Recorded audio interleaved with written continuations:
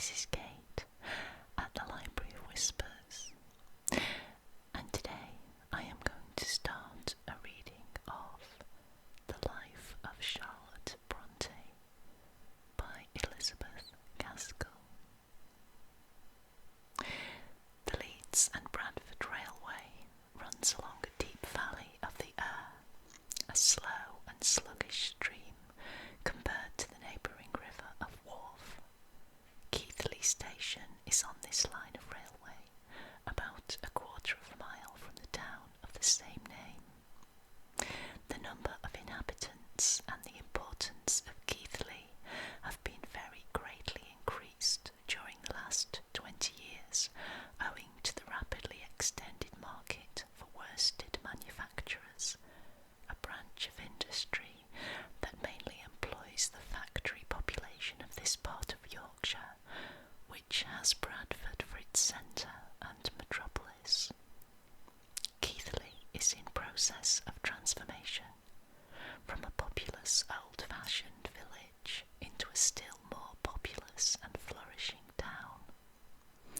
It is evident to the stranger that as the gable-ended houses, which obtrude themselves cornerwise on the widening street, fall vacant, they are pulled down to allow a greater space for traffic and a more modern style of architecture. The quaint and narrow shop windows of 50 years ago are giving way to large panes and plate glass. Nearly every dwelling seems devoted to some branch of commerce. In passing hastily through the town, one hardly perceives where the necessary lawyer and doctor can live, so little appearance is there of any dwellings of the professional middle class, such as abound in our old cathedral towns. In fact, nothing can be more opposed than the state of society, the modes of thinking, the standards of reference on all points of morality, manners, and even politics and religion, in such a new manufacturing place as Keighley in the north, and any stately, sleepy, picturesque cathedral town in the south. Yet the aspect of Keighley promises well for future stateliness, if not picturesqueness. Grey stone abounds, and the rows of houses built of it have a kind of solid grandeur, connected with their uniform and enduring lines. The framework of the doors and the lintels of the windows, even in the smallest dwellings, are made of blocks of stone. There is no painted wood to require continual beautifying, or else present a shabby aspect, and the stone is kept scrupulously clean by the notable Yorkshire housewives. Such glimpses into the interior as a passer-by obtains reveal a rough abundance of the means of living and diligent and active habits in the women, but the voices of the people are hard and their tones discordant, promising little of the musical taste that distinguishes the district and which has already furnished a caratus to the musical world. The names over the shops, of which the one just given is a sample, seem strange even to an inhabitant of the neighbouring county, and have a peculiar smack and flavour of the place.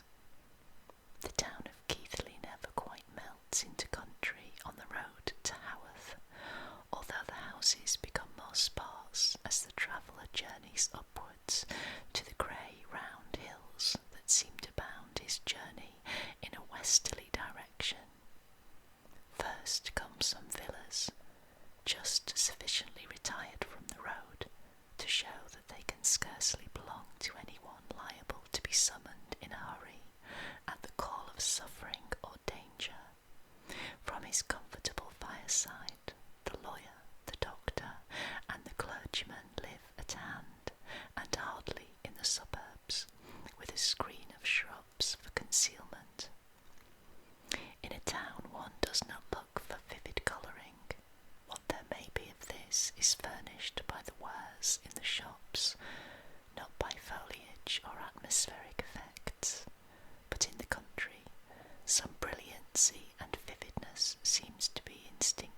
expected, and there is consequently a slight feeling of disappointment at the grey, neutral tint of every object, near or far off, on the way from Keighley to Haworth. The distance is about 4 miles, and as I have said, what with villas, great worsted factories, rows of workmen's houses, with here and there an old-fashioned farmhouse and outbuildings, it can hardly be called country any part of the way.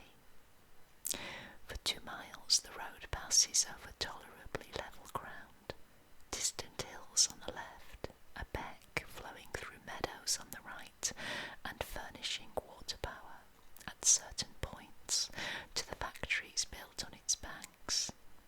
The air is dim and lightless with the smoke from all these habitations and places of business. The soil in the valley, or bottom, to use the local term, is rich, but as the road begins to ascend, the vegetation becomes poorer. It does not flourish, it merely exists, and instead of trees there are only bushes and shrubs about the dwellings. Stone dykes are everywhere used in place of hedges, and what crops there are on the patches of arable land consist of pale, hungry-looking grey-green oats. Right before the traveller on this road rises Haworth village. He can see it for 2 miles before he arrives, for it is situated on the side of a pretty steep hill, with a background of dun and purple moors, rising and sweeping away yet higher than the church, which is built at the very summit of the long, narrow street. All round the horizon there is this same line of sinuous wave-like hills, the scoops into which they fall only revealing other hills beyond, of similar colour and shape, crowned with wild, bleak moors, grand, from the ideas of solitude and loneliness which they suggest, or oppressive from the feeling which they give of being pent up by some monotonous and illimitable barrier, according to the mood of mind in which the spectator may be. For a short distance the road appears to turn away from Haworth, as it winds round the base of the shoulder of a hill, but then it crosses a bridge over the beck, and the ascent through the village begins. The flagstones with which it is paved are placed endways, in order to give a better hold to the horses' feet, and even with this help they seem to be in constant danger of slipping backwards.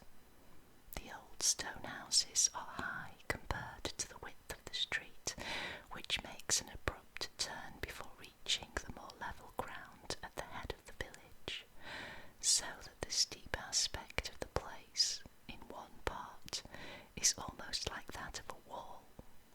But this surmounted, the church lies a little off the main road on the left, 100 yards or so, and the driver relaxes his care, and the horse breathes more easily as they pass into the quiet little by-street that leads to Haworth parsonage.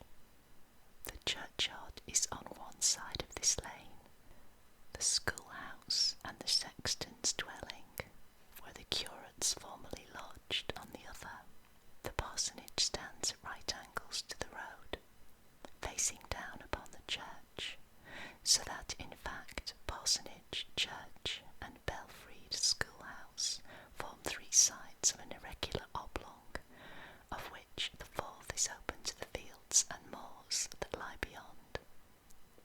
The area of this oblong is filled up by a crowded churchyard and a small garden or court in front of the clergyman's house.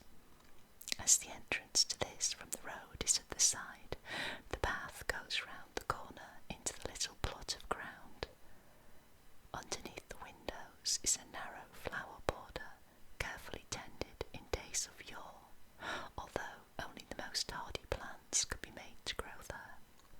Within the stone wall, which keeps out the surrounding churchyard are bushes of elder and lilac. The rest of the ground is occupied by a square grass plot and a gravel walk. The house is of grey stone, 2 stories high, heavily roofed with flags, in order to resist the winds that might strip off a lighter covering. It appears to have been built about 100 years ago, and to consist of 4 rooms on each story.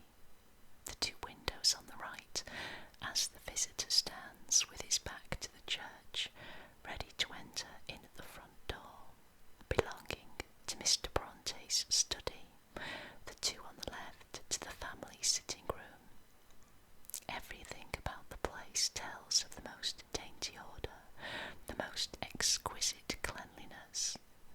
The doorsteps are spotless, the small old-fashioned window panes glitter like looking glass. Inside and outside of that house, cleanliness goes up into its essence, purity. The little church lies, as I mentioned, above most of the houses in the village, and the graveyard rises above the church and is terribly full of upright tombstones. The chapel or church claims greater antiquity than any other in that part of the kingdom, but there is no appearance of this in the external aspect of the present edifice, unless it be in the 2 eastern windows, which remain unmodernised, and in the lower part of the steeple. Inside, the character of the pillars show that they were constructed before the reign of Henry VII. It is probable that there existed on this ground a field kirk or oratory in the earliest times, and from the Archbishop's registry at York it is ascertained that there was a chapel at Haworth in 1317.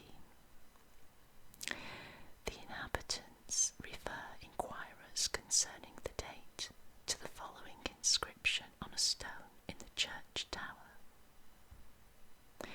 Hic fecit Canabium Monacorum Ortest Fundator A.D.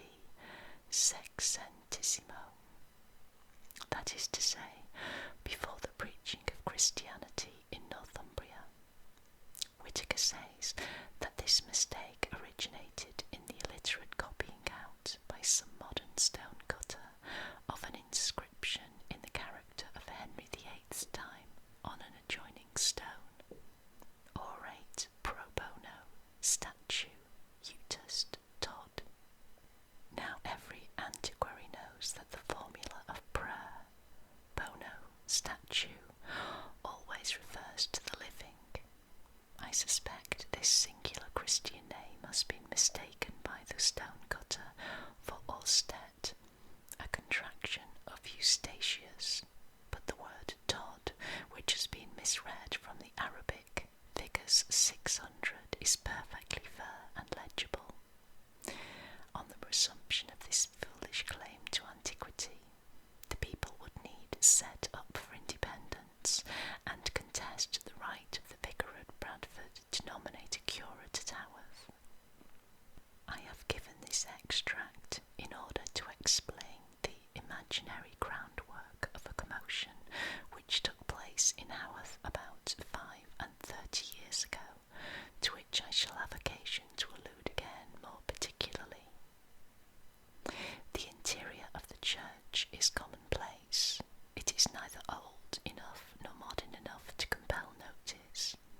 The pews are of black oak, with high divisions, and the names of those to whom they belong are painted in white letters on the door.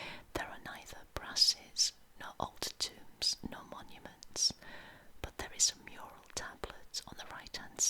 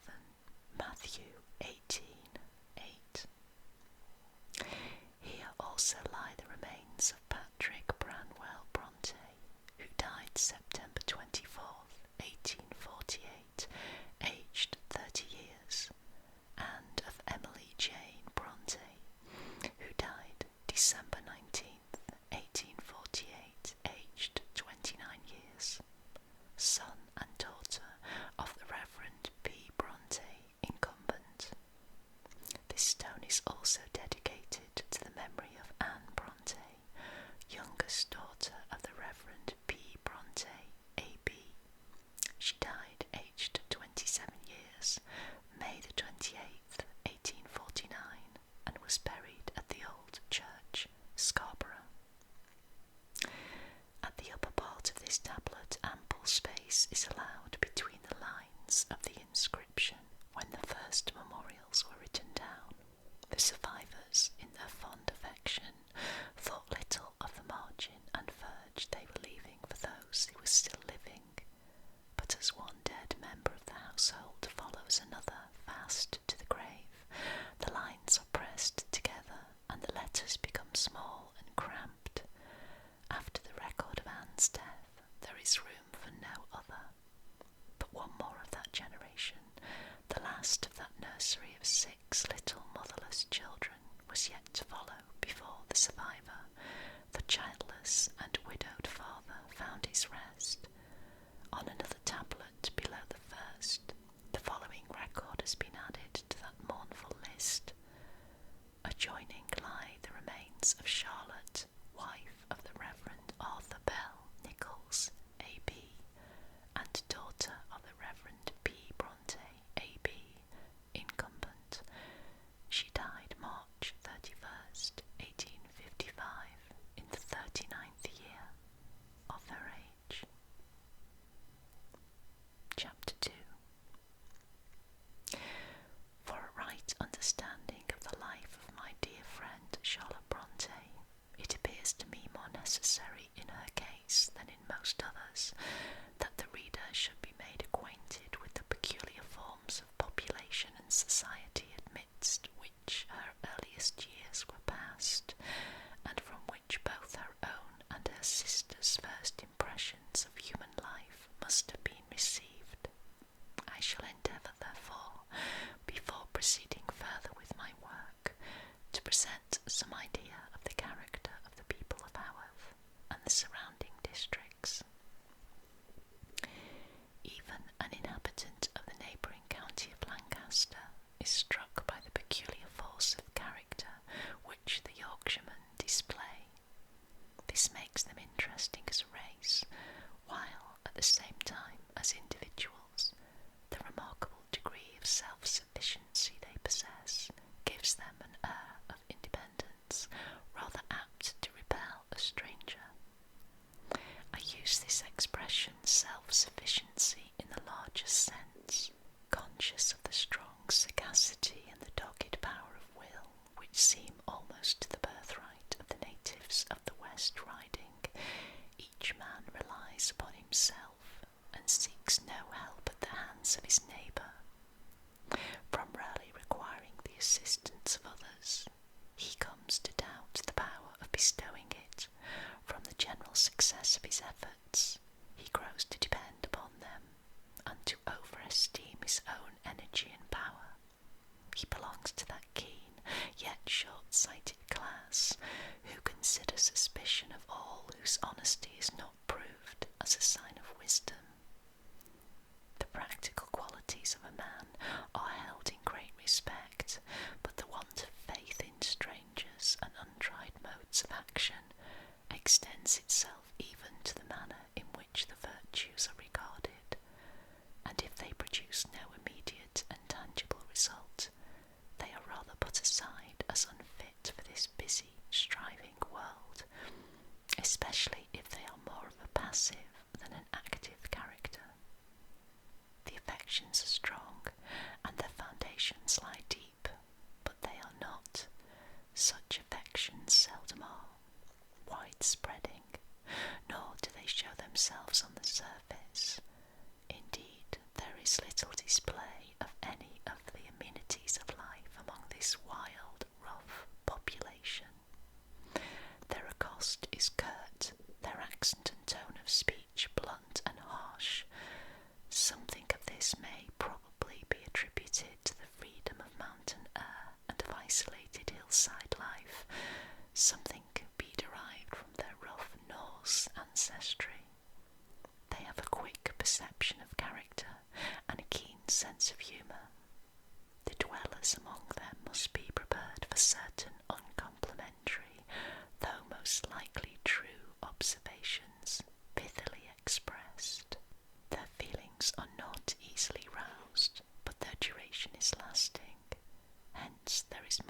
close friendship and faithful service, and for a correct exemplification of the form in which the latter frequently appears, I need only refer the reader of Wuthering Heights to the character of Joseph.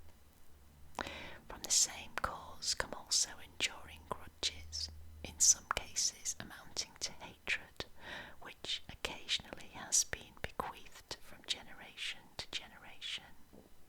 I remember Miss Bronte once telling me that it was a saying round about Haworth, "Keep a stone in thy pocket 7 year, turn it and keep it 7 year longer, that it may be ever ready to thine hand when thine enemy draws near." The West Riding men are sleuth hounds in pursuit of money. Miss Bronte related to my husband a curious instance illustrative of this eager desire for riches.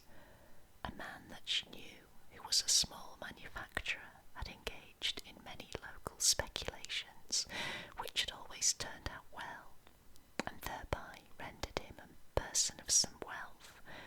He was rather past middle age when he bethought him of insuring his life, and he had only just taken out his policy when he fell ill of an acute disease, which was certain to end fatally in a very few days.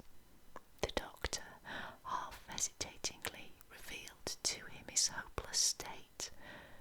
"By Jingo," cried he, rousing up at once into the old energy, "I shall do the insurance company. I always was a lucky fellow." These men are keen and shrewd, faithful and persevering in following out a good purpose, fell in tracking an evil one. They are not emotional, they are not easily made into either friends or enemies, but once lovers or haters, it is difficult to change their feeling. They are a powerful race both in mind and body, both for good and for evil. The woolen manufacture was introduced into this district in the days of Edward III. It is traditionally said that a colony of Flemings came over and settled in the West Riding to teach the inhabitants what to do with their wool. The mixture of agricultural with manufacturing labour that ensued and prevailed in the West Riding up to a very recent period sounds pleasant enough at this distance of time, when the classical impression is left and the details forgotten, or only brought to light by those who explore the few remote parts of England where the custom still lingers. The idea of the mistress and her maidens spinning at the great wheels while the master was abroad, ploughing his fields, or seeing after his flocks on the purple moors, is very poetical to look back upon.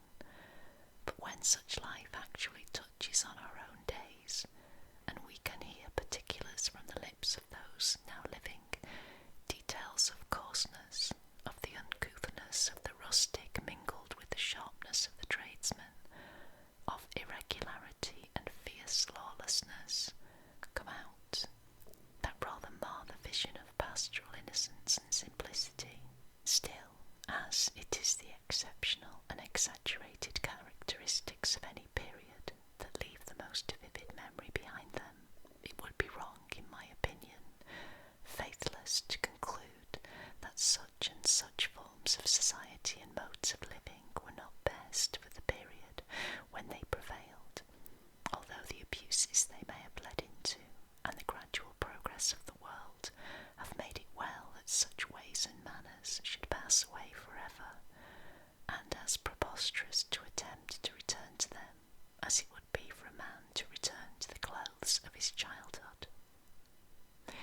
The patent granted to Alderman Cockayne and the further restrictions imposed by James I on the export of undyed woolen cloths, met by a prohibition on the part of the States of Holland of the import of English dyed cloths, injured the trade of the West Riding manufacturers considerably. Their independence of character, their dislike of authority, and their strong powers of thought predisposed them to rebellion against the religious dictations of such men as Laud, Stuarts, and the injury done by James and Charles to the trade by which they gained their bread made the great majority of them Commonwealth men. I shall have occasion afterwards to give one or two instances of the warm feelings and extensive knowledge on subjects of both home and foreign politics existing at the present day in the villages lying west and east of the mountainous ridge that separates Yorkshire and Lancashire, the inhabitants of which are of the same race and possess the same quality of character. The descendants of many who served under Cromwell at Dunbar live on the same lands as their ancestors occupied then, and perhaps there is no part of England where the traditional and fond recollections of the Commonwealth have lingered so long as in that inhabited by the woolen manufacturing population of the West Riding, who had the restrictions taken off their trade by the Protector's admirable commercial policy. I have it on good authority that not 30 years ago the phrase "in Oliver's days" was in common use to denote a time of unusual prosperity. The class of Christian names prevalent in a district is one indication of the direction in which its tide of hero worship sets. Grave enthusiasts in politics or religion perceive not the ludicrous side of those which they give to their children, and some are to be found still in their infancy, not a dozen miles from Haworth, that will have to go through life as Lamartine, Kossuth, and Dembinski. And so there is a testimony to what I have said of the traditional feeling of the district in the fact that the Old Testament names in general use among the Puritans are yet the prevalent appellations in most Yorkshire families of middle or humble rank, whatever their religious persuasion may be. There are numerous records, too, that show the kindly way in which the ejected ministers were received by the gentry, as well as by the poorer part of the inhabitants, during the persecuting days of Charles II. These little facts all testify to the old hereditary spirit of independence, ready ever to resist authority, which was conceived to be unjustly exercised, that distinguishes the people of the West Riding to the present day.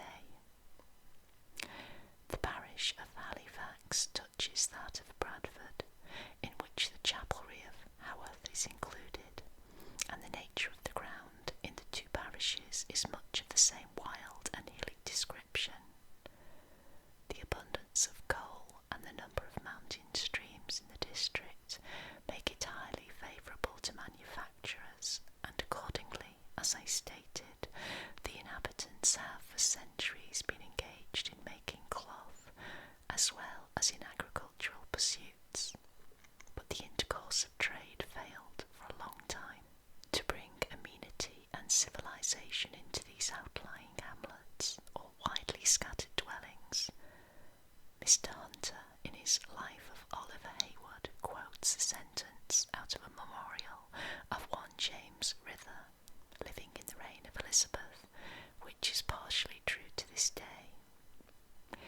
They have no superior to court, no civilities to practice.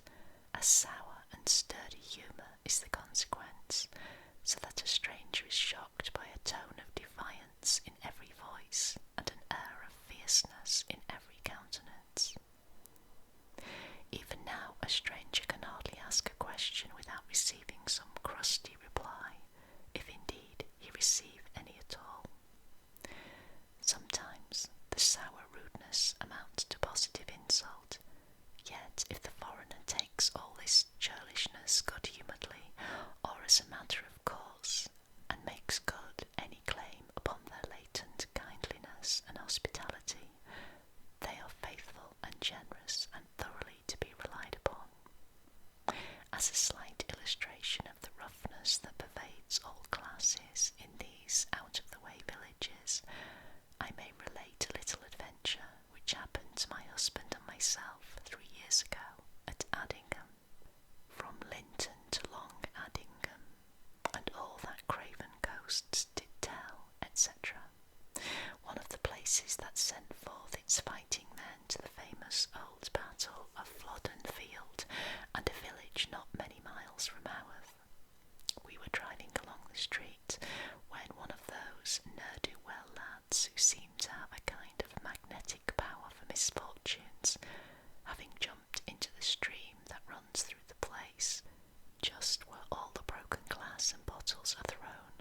staggered naked and nearly covered with blood into a cottage before us. Besides receiving another bad cut in the arm, he had completely laid open the artery and was in a fair way of bleeding to death, which one of his relations comforted him by saying would be likely to save a deal of trouble. When my husband had checked the effusion of blood with a strap that one of the bystanders unbuckled from his leg, he asked if a surgeon had been sent for. "Yoy," was the answer, "but we dunna think he'll come." "Why not?" "He's oud, you see, and asthmatic, and it's uphill." My husband, taking a boy for his guide, drove as fast as he could to the surgeon's house, which was about 3/4 of a mile off, and met the aunt of the wounded lad leaving it. "Is he coming?" inquired my husband. "Well, he didna say he wouldna come." "But tell him the lad may bleed to death." "I did." "And what did he say?" "Why, only, damn him, what do I care?" It ended, however, in his sending one of his sons, who, though not brought up to the surgering trade, was able to do what was necessary in the way of bandages and plasters. The excuse made for the surgeon was that he was near 80 and getting a bit doited, and had had a matter of 20 childer. Among the most unmoved of the lookers-on was the brother of the boy so badly hurt, and while he was lying in a pool of blood on the flag floor and crying out how much his arm was watching, his stoical relation stood coolly smoking his bit of black pipe and uttered not a single word of either sympathy or sorrow. Forest customs, existing in the fringes of dark wood, which clothed the declivity of the hills on either side, tended to brutalise the population until the middle of the 17th century. Execution by beheading was performed in a summary way upon either men or women who were guilty of but very slight crimes, and a dogged, yet in some cases fine, indifference to human life was thus generated. The roads were so notoriously bad, even up to the last 30 years, that there was little communication between one village and another. If the produce of industry could be conveyed at stated times to the cloth market of the district, it was all that could be done, and in lonely houses on the distant hillside, or by the small magnates of secluded hamlets, crimes might be committed almost unknown, certainly without any great uprising of popular indignation, calculated to bring down the strong arm of the law. It must be remembered that in those days there was no rural constabulary, and the few magistrates left to themselves and generally related to one another were most of them inclined to tolerate eccentricity and to wink at faults too much like their own. Men hardly past middle life talk of the days of their youth spent in this part of the country, when, during the winter months, they rode up to the saddle girths in mud, when absolute business was the only reason for stirring beyond the precincts of home, and when that business was conducted under a pressure of difficulties which they themselves borne along to Bradford Market in a swift first-class carriage can hardly believed to have been possible. For instance, one woolen manufacturer says that not 25 years ago he had to rise betimes to set off on a winter's morning in order to be at Bradford with the great waggon load of goods manufactured by his father. This load was packed overnight, but in the morning there was great gathering around it, and flashing of lanterns, and examination of horses' feet before the ponderous waggon got under way, and then someone had to go groping here and there on hands and knees, and always sounding with a staff down the long, steep, slippery brow, to find where the horses might tread safely, until they reached the comparative easy-going of the deep-rutted main road. People went on horseback over the upland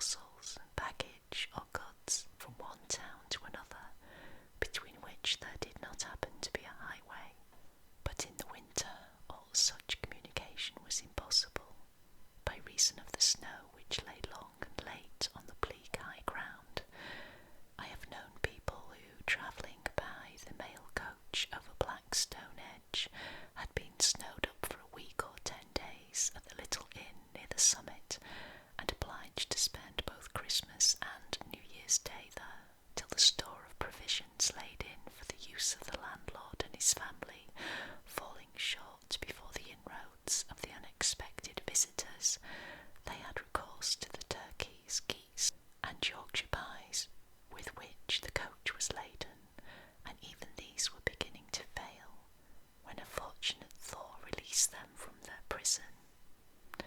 Isolated as the hill villages may be, they are in the world compared with the loneliness of the grey ancestral houses to be seen here and there in the dense hollows of the moors.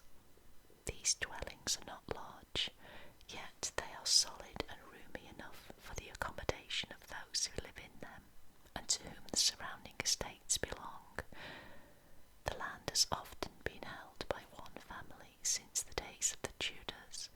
The owners are, in fact, the remains of the old yeomanry, small squires, who are rapidly becoming extinct as a class from one or two causes.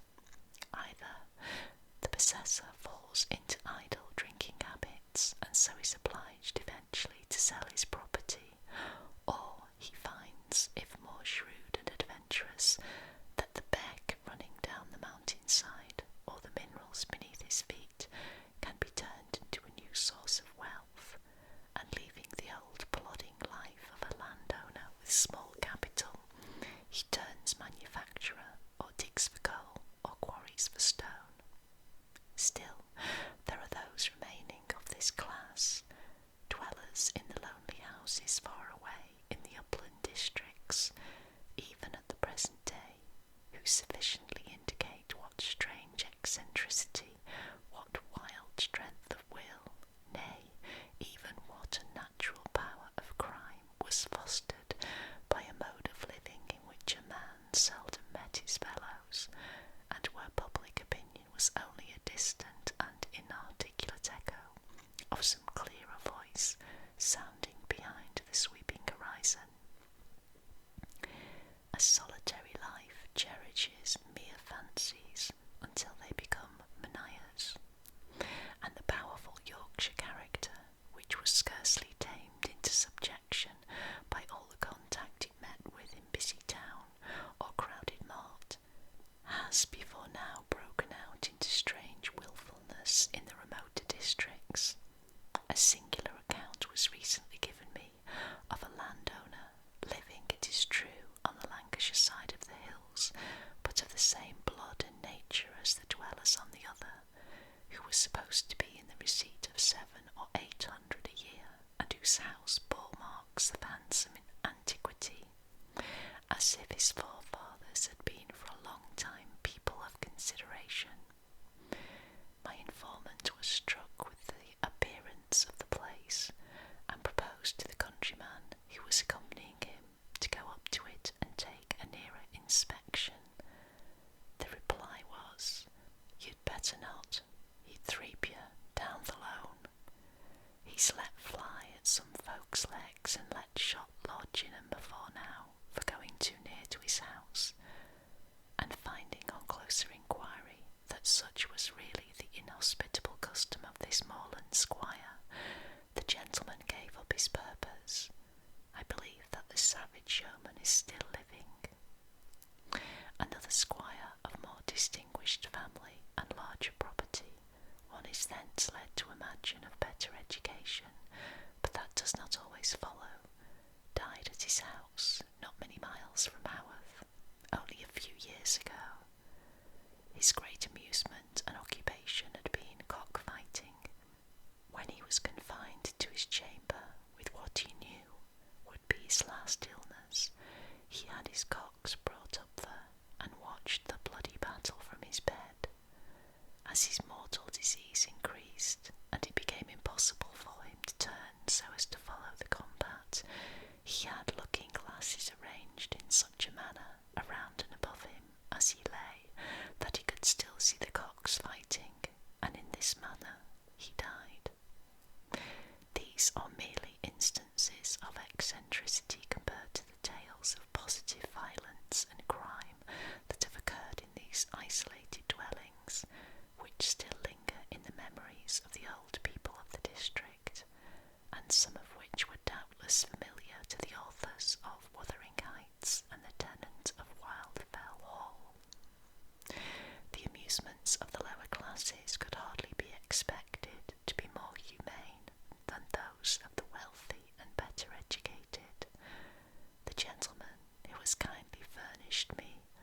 with some of the particulars I was given, remembers the bull baitings at Rochdale not 30 years ago. The bull was fastened by a chain or rope to a post in the river to increase the amount of water, as well as to give their work people the opportunity of savage delight. The masters were accustomed to stop their mills on the day when the sport took place. The bull would sometimes wheel suddenly round, so that the rope by which he was fastened swept those who had been careless enough to come within its range down into the water, and the good people of Rochdale had the excitement of seeing one or two of their neighbours drowned, as well as of witnessing the bull baited and the dogs torn and tossed. The people of Haworth were not less strong and full of character than their neighbours on either side of the hill. The village lies embedded in the moors between the two counties, on the old road between Keighley and Colne. About the middle of the last century, it became famous in the religious world as the scene of the ministrations of the Reverend William Grimshaw, curate of Haworth, for 20 years.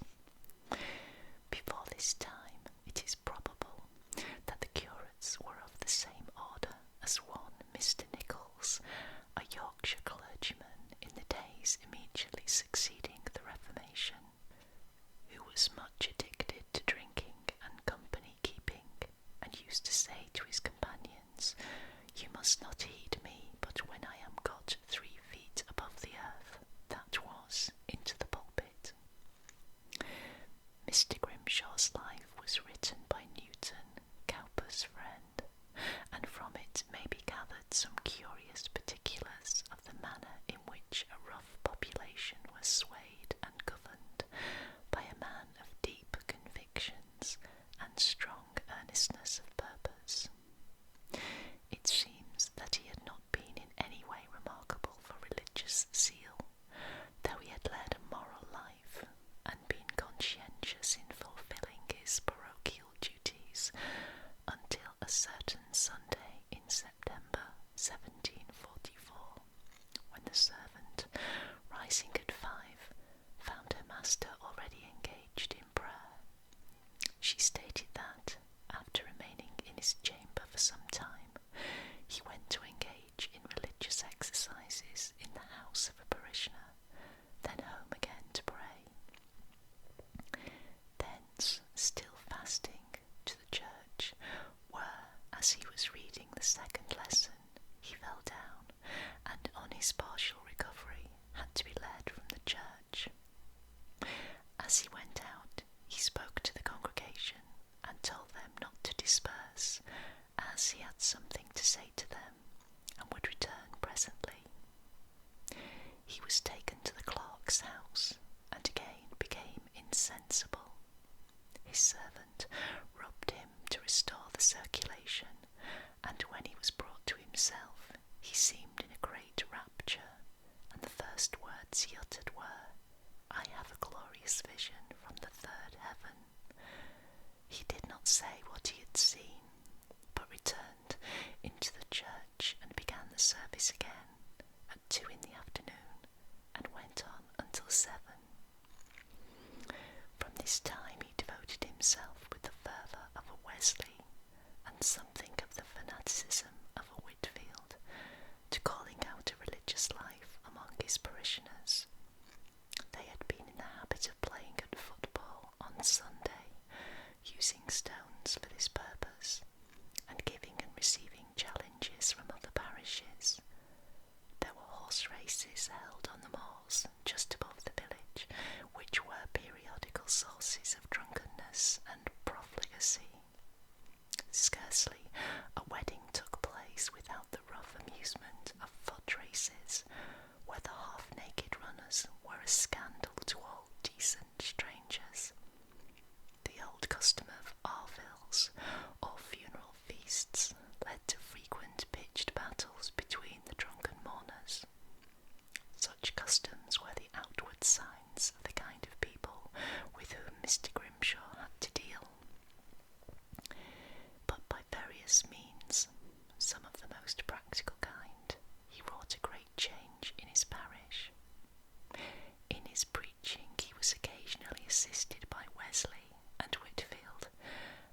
such times the little church proved much too small to hold the throng that poured in from the distant villages or lonely moorland hamlets, and frequently they were obliged to meet in the open air. Indeed, there was not room enough in the church even for the communicants. Mr. Whitfield was once preaching in Haworth, and made use of some such expression as that he hoped there was no need to say much to this congregation, as they had sat under so pious and godly a minister for so many years. Whereupon Mr. Grimshaw stood up in his place and said with a loud voice, "Oh, sir, for God's sake, do not speak so. I pray you do not flatter them. I fear the greater part of them are going to hell with their eyes open. But if they were so bound, it was not for want of exertion on Mr. Grimshaw's part to prevent them. He used to preach 20 or 30 times a week in private houses. If he perceived any one inattentive to his prayers, he would stop and rebuke the offender, and not go on till he saw every one on their knees. He was very earnest in enforcing the strict observance of Sunday, and would not even allow his parishioners to walk in the fields between services. He sometimes gave out a very long psalm, tradition says the 119th, and while it was being sung, he left the reading desk, and taking a horsewhip went into the public houses and flogged the loiterers into church. They were swift who could escape the lash of the parson by sneaking out the back way. He had strong health and an active body, and rode far and wide over the hills, awakening those who had previously had no sense of religion. To save time, and be no charge to the families at whose houses he held his prayer meetings, he carried his provisions with him, all the food he took in the day on such occasions consisting simply of a piece of bread and butter, or dry bread and a raw onion. The horse races were justly objectionable to Mr. Grimshaw. They attracted numbers of profligate people to Haworth, and brought a match to the combustible materials of the place, only too ready to blaze out into wickedness. The story is that he tried all means of persuasion, and even intimidation, to have the races discontinued, but in vain. At length, in despair, he prayed with such fervour of earnestness that the rain came down in torrents and deluged the ground, so that there was no footing for man or beast, even if the multitude had been willing to stand such a flood let down from above. And so Haworth races were stopped, and have never been resumed to this day. Even now the memory of this good man is held in reverence, and his faithful ministrations and real virtues are one of the boasts of the parish. But after his time, I fear there was a falling back into the wild, rough, heathen ways from which he had pulled them up, as it were, by the passionate force of his individual character. He had built a chapel for the Wesleyan Methodists, and not very long after, the Baptists established themselves in a place of worship. Indeed, as Dr. Whitaker says, the people of this district are strong religionists. Only 50 years ago, their religion did not work down into their lives. Half that length of time back, the code of morals seemed to be formed upon that of their Norse ancestors. Revenge was handed down from father to son as an hereditary duty, and a great capability for drinking, without the head being affected, was considered as one of the manly virtues.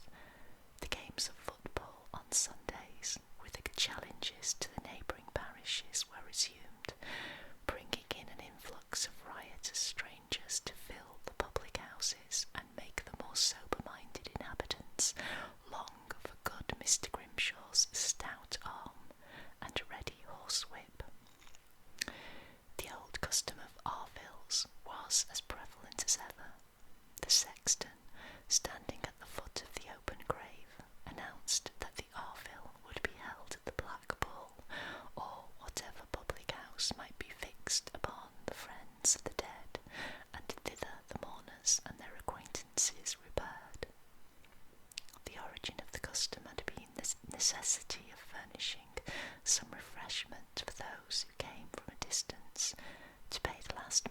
respect to a friend. In the life of Oliver Heywood, there are two quotations which show what sort of food was provided for Arvilles in quiet, nonconformist connections in the 17th century.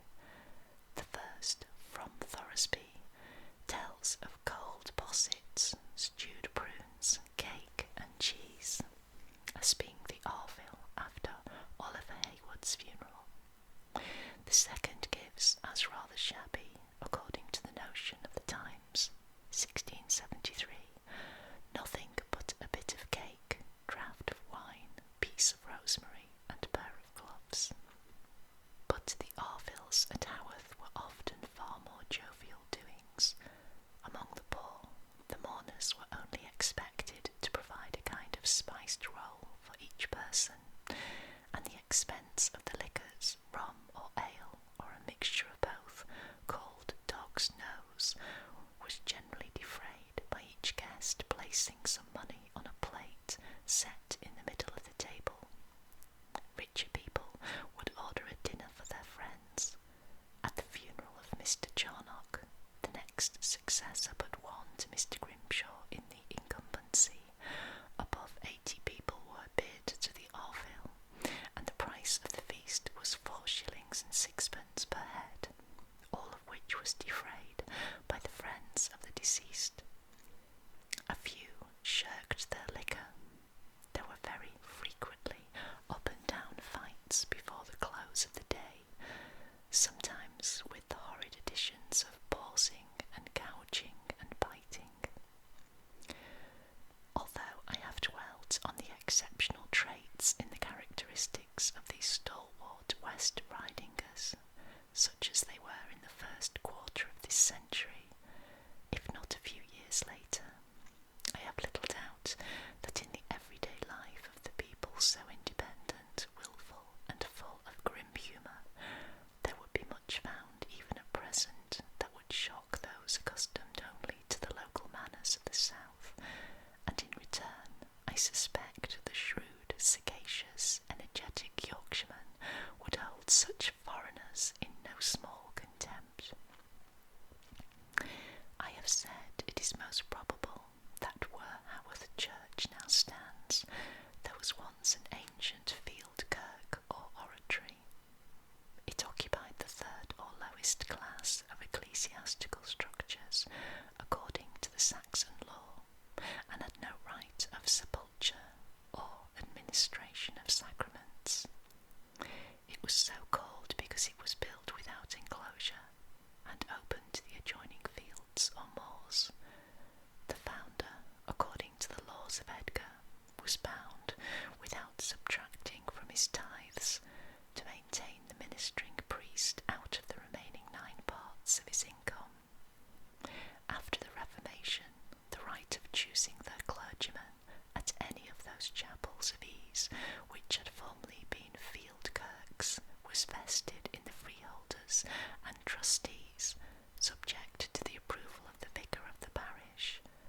But owing to some negligence, this right has been lost to the freeholders and trustees at Haworth ever since the days of Archbishop Sharp, and the power of choosing a minister has lapsed into the hands of the vicar of Bradford. So runs the account according to one authority.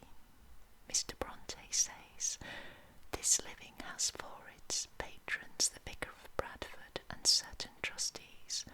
My predecessor took the living with the consent of the vicar of Bradford, but in opposition to the trustees, in consequence of which he was so opposed that after only 3 weeks' possession he was compelled to resign." In conversing on the character of the inhabitants of the West Riding with Dr. Scoresby, who had been for some time vicar of Bradford, he alluded to certain riotous transactions which had taken place at Haworth on the presentation of the living to Mr. Redhead, Mr. Bronte's predecessor, and said that there had been so much in the particulars indicative of the character of the people that he advised me to inquire into them. I have accordingly done so, and from the lips of some of the survivors lives among the actors and spectators, I have learnt the means taken to eject the nominee of the vicar. The previous incumbent, next but one in succession to Mr. Grimshaw, had been a Mr. Charnock. He had a long illness which rendered him unable to discharge his duties without assistance, and Mr. Redhead came to help him. As long as Mr. Charnock lived, his curate gave the people much satisfaction and was highly regarded by them, but the case was entirely altered when, at Mr. Charnock's death in 1819, they conceived that the trustees had been unjustly deprived of their rights by the vicar of Bradford, who appointed Mr. Redhead as perpetual curate. The first Sunday he officiated, Haworth Church was filled even to the aisles, most of the people wearing the wooden clogs of the district. But while Mr. Redhead was reading the second lesson, the whole congregation, as by one impulse, began to leave the church, making all the noise they could, with clattering and clumping of clogs, till at length Mr. Redhead and the clerk were the only two left to continue the service. This was bad enough, but the next Sunday the proceedings were far worse. Then, as before, the church was well filled, but the aisles were left clear. Not a creature, not an obstacle was in the way. The reason for this was made evident about the same time in the reading of the service as the disturbances had begun the previous week. A man rode into the church upon an ass, with his face turned towards the tail, and as many old hats piled on his head as he could possibly carry. He began urging his beast round the aisles, and the screams and cries and laughter of the congregation entirely drowned all sound of Mr. Redhead's voice, and I believe he was obliged to desist. Hitherto they had not proceeded to anything like personal violence, but on the third Sunday they must have been greatly irritated at seeing Mr. Redhead, determined to brave their will, ride up the village street accompanied by several gentlemen from Bradford. They put up their horses at the Black Bull, the little inn close upon the churchyard, for the convenience of Arvilles as well as for other purposes, and went into the church. On this the people followed, with a chimney sweeper, whom they had employed to clean the chimneys of some outbuildings belonging to the church that very morning, and afterwards plied with drink till he was in a state of solemn intoxication. They placed him right before the reading desk, where his blackened face nodded a drunken, stupid assent to all that Mr. Redhead said. At last, either prompted by some mischief maker or from some tipsy impulse, he clambered up the pulpit stairs and attempted to embrace Mr. Redhead. Then the profane fun grew fast and furious. They pushed the soot-covered chimney sweeper against Mr. Redhead as he tried to escape. They threw both him and his tormentor down on the ground in the churchyard where the soot bag had been emptied, and though at last Mr. Redhead escaped into the Black Bull, the doors of which were immediately barred, the people raged without, threatening to stone him and his friends. One of my informants is an old man who was the landlord of the Black Bull at the time, and he stands to it that such was the temper of the irritated mob that Mr. Redhead was in real danger of his life. This man, however, planned an escape for his unpopular inmate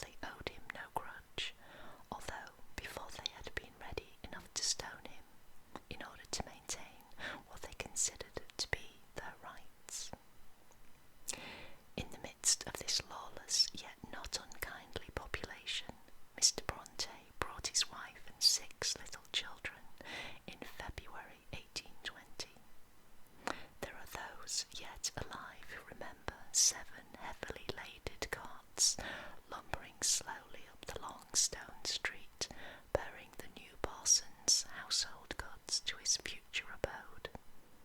One wonders how the bleak aspect of her new home, the low oblong stone parsonage, yet with a still higher background of sweeping moors, struck on the gentle, delicate wife whose health even then was failing. Chapter 3. The Reverend Patrick Bronte is a native of the county Down in Ireland. His father, Hugh Bronte, was left an orphan at an early age. He came from the south to the north of the island and settled in the parish of Aherdurg near Loughbrickland. There was some family tradition that, humble as Hugh Bronte's circumstances were, he was the descendant of an ancient family. But about this neither he nor his descendants have cared to inquire. He made an early marriage and reared and educated 10 children on the proceeds of the few acres of land which he farmed. This large family were remarkable for great physical strength and much personal beauty. Even in his old age, Mr. Bronte is a striking-looking man, above the common height, with a nobly shaped head and erect carriage. In his youth he must have been unusually handsome. He was born on Patrick Mass Day, March the 17th, 1777, and early gave tokens of extraordinary quickness and intelligence. He had also his full share of ambition, and of his strong sense and forethought. There is a proof in the fact that, knowing that his father could afford him no pecuniary aid, and that he must depend upon his own exertions, he opened a public school at the early age of 16, and this mode of living he continued to follow for 5 or 6 years. He then became a tutor in the family of the Reverend Mr. Tithe, rector of Drumgooland parish. Thence he proceeded to St. John's College, Cambridge, where he was entered in July 1802, being at the time 25 years of age. After nearly 4 years' residence, he obtained his B.A. degree and was ordained to a curacy in Essex, whence he removed into Yorkshire.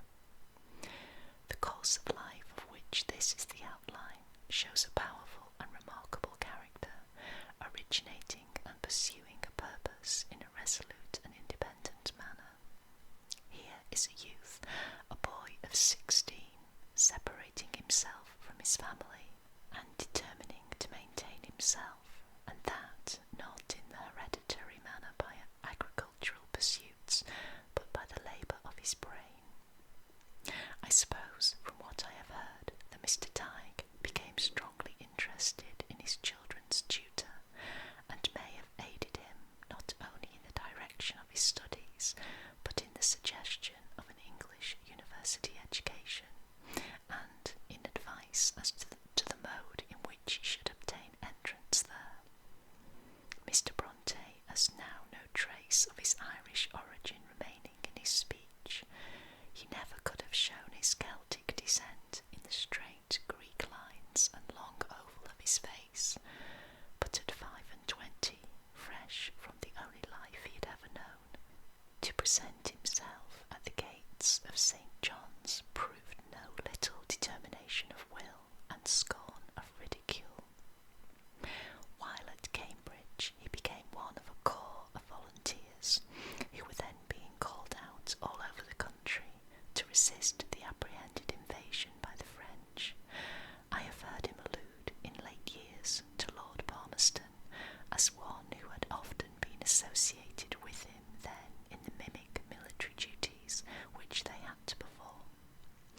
We take him up now settled as a curate at Hotshead in Yorkshire, far removed from his birthplace and all his Irish connections, with whom indeed he cared little to keep up any intercourse, and whom he never, I believe, revisited after becoming a student at Cambridge. Hotshead is a very small village lying east of Huddersfield and Halifax, and from its high situation on a mound, as it were, surrounded by a circular basin, commanding a magnificent view, Mr. Bronte resided here for 5 years, and while the incumbent of Hartshead, he wooed and married Maria Branwell. She was the third daughter of Mr. Thomas Branwell, merchant of Penzance. Her mother's maiden name was Carn, and both on father's and mother's side, the Branwell family was sufficiently well descended to enable them to mix in the best society that Penzance then afforded. Mr. and Mrs. Branwell would be living, their family of 4 daughters and 1 son, still children, during the existence of that primitive state of society which is well described by Dr. Davy in the life of his brother. In the same town, when the population was about 2,000 persons, there was only 1 carpet, the floors of rooms were sprinkled with sea sand, and there was not a single silver fork. At that time, when our colonial possessions were very limited, our army and navy on a small scale, and there was comparatively little demand for intellect, the younger sons of gentlemen were often of necessity brought up to some trade or mechanical art to which no discredit or loss of caste, as it were, was attached. The eldest son, if not allowed to remain an idle country squire, was sent to Oxford or Cambridge, preparatory to his engaging in one of the 3 liberal professions of divinity, law, or physic. The second son was perhaps apprenticed to a surgeon or apothecary, or a solicitor, the third to a pewterer or watchmaker, the fourth to a packer or mercer, and so on, were there more to be provided for. After their apprenticeships were finished, the young men almost invariably went to London to perfect themselves in their respective trade or art, and on their return into the country, when settled in business, they were not excluded from what would now be considered genteel society. Visiting then was conducted differently from what it is at present. Dinner parties were almost unknown, excepting at the annual feast time. Christmas, too, was then a season of peculiar indulgence and conviviality, and a round of entertainments was given, consisting of tea and supper. Excepting at these 2 periods, visiting was almost entirely confined to tea parties, which assembled at 3 o'clock, broke up at 9, and the amusement of the evening was commonly some round game at the cards, as Pope Joan or commerce. The lower class was then extremely ignorant, and all classes were very superstitious. Even the belief in witches maintained its ground, and there was an almost unbounded credulity respecting the supernatural and monstrous. There was scarcely a parish in the Mounts Bay that was without a haunted house or a spot to which some story of supernatural horror was not attached. Even when I was a boy, I remember a house in the best street of Penzance, which was uninhabited because it was believed to be haunted, and which young people walked by at night at a quickened pace and with a beating heart. Amongst the middle and higher classes, there was little taste for literature, and still less for science, and their pursuits were rarely of a dignified or intellectual kind. Hunting, shooting, wrestling, cockfighting, generally ending in drunkenness, were what they most delighted in. Smuggling was carried on to a great extent, and drunkenness and a low state of morals were naturally associated with it. Whilst smuggling was the means of acquiring wealth to bold and reckless adventurers, drunkenness and dissipation occasioned the ruin of many respectable families. I have given this extract because I conceive it bears some reference to the life of Miss Bronte, whose strong mind and vivid imagination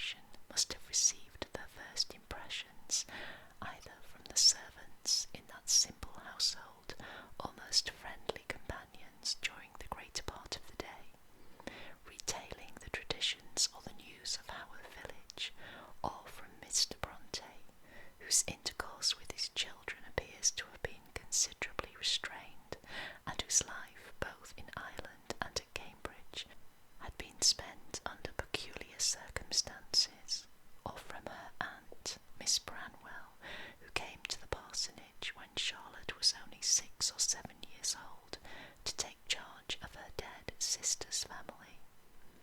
This aunt was older than Mrs. Bronte, and had lived longer among the Penzance society, which Dr. Davy describes. But in the Branwell family itself, the violence and irregularity of nature did not exist. They were Methodists, and as far as I can gather, a gentle and sincere piety gave refinement and purity of character. Mr. Branwell, the father, according to his descendants' account, was a man of musical talent. He and his wife lived to see all their children grown up, and died within a year of each other. He in 1808, she in 1809, when their daughter Maria was 25 or 26 years of age. I have been permitted to look over a series of 9 letters which were addressed by her to Mr. Bronte during the brief term of their engagement in 1812. They are full of tender grace of expression and feminine modesty, pervaded by the deep piety to which I have alluded as a family characteristic. I shall make 1 or 2 extracts from them to show what sort of a person was the mother of Charlotte Bronte. But first, I must state the circumstances under which this Cornish lady met the scholar from Aherdurg, near Loughbrickland. In the early summer of 1812, when she would be 29, she came to visit her uncle, the Reverend John Fennel, who was at that time a clergyman of the Church of England, living near Leeds, but who had previously been a Methodist minister. Mr. Bronte was the incumbent of Hartshead, and had the reputation in the neighbourhood of being a very handsome fellow, full of Irish enthusiasm, and with something of an Irishman's capability of falling easily in love. Miss Branwell was extremely small in person, not pretty, but very elegant, and always dressed with a quiet simplicity of taste, which accorded well with her general character, and of which some of the details call to mind the style of dress preferred by her daughter for her favourite heroines. Mr. Bronte was soon captivated by this little gentle creature, and this time declared that it was for life. In her first letter to him, dated August the 26th, she seems almost surprised to find herself engaged, and alludes to the short time which she has known him. In the rest there are touches reminding one of Juliet's. But trust me, gentlemen, I'll prove more true than those that have more cunning to be strange. There are plans for happy picnic parties to Kirkstall Abbey in the glowing September days, when Uncle, Aunt and Cousin Jane, the last engaged to a Mr. Morgan, another clergyman, were of the party, all since dead, except Mr. Bronte. There was no opposition on the part of any of her friends to her engagement. Mr. and Mrs. Fennel sanctioned it, and her brother and sisters in far-away Penzance appear fully to have approved of it. In a letter dated September the 18th, she says, "For some years I have been perfectly my own mistress, subject to no control whatever, so far from it that my sisters, who are many years older than myself, and even my dear mother, used to consult me on every occasion of importance, and scarcely ever doubted the propriety of my opinions and actions. Perhaps you will be ready to accuse me of vanity in mentioning this, but you must consider that I do not boast of it. I have many times felt it a disadvantage, and although I thank God it has never led me into error, yet in circumstances of uncertainty and doubt I have deeply felt the want of a guide and tells Mr. Bronte that she has informed her sisters of her engagement and that she should not see them again so soon as she had intended. Mr. Fennel, her uncle, also writes to them by the same post in praise of Mr. Bronte. The journey from Penzance to Leeds in those days was both very long and very expensive. The lovers had not much money to spend in unnecessary travelling, and as Miss Branwell had neither father nor mother living, it appeared both a discreet and seemly arrangement that the marriage should take place from her uncle's house. There was no reason either why the engagement should be prolonged. They were past their first youth. They had means sufficient for their unambitious wants. The living of Hartshead is rated in the clergy list at £202 per annum, and she was in the receipt of a small annuity, £50, I have been told, by the will of her father. So at the end of September, the lovers began to talk about taking a house, for I suppose that Mr. Bronte, up to that time, had been in lodgings, and all went smoothly and successfully with a view to their marriage in the ensuing winter, until November, when a misfortune happened which she thus patiently and prettily describes.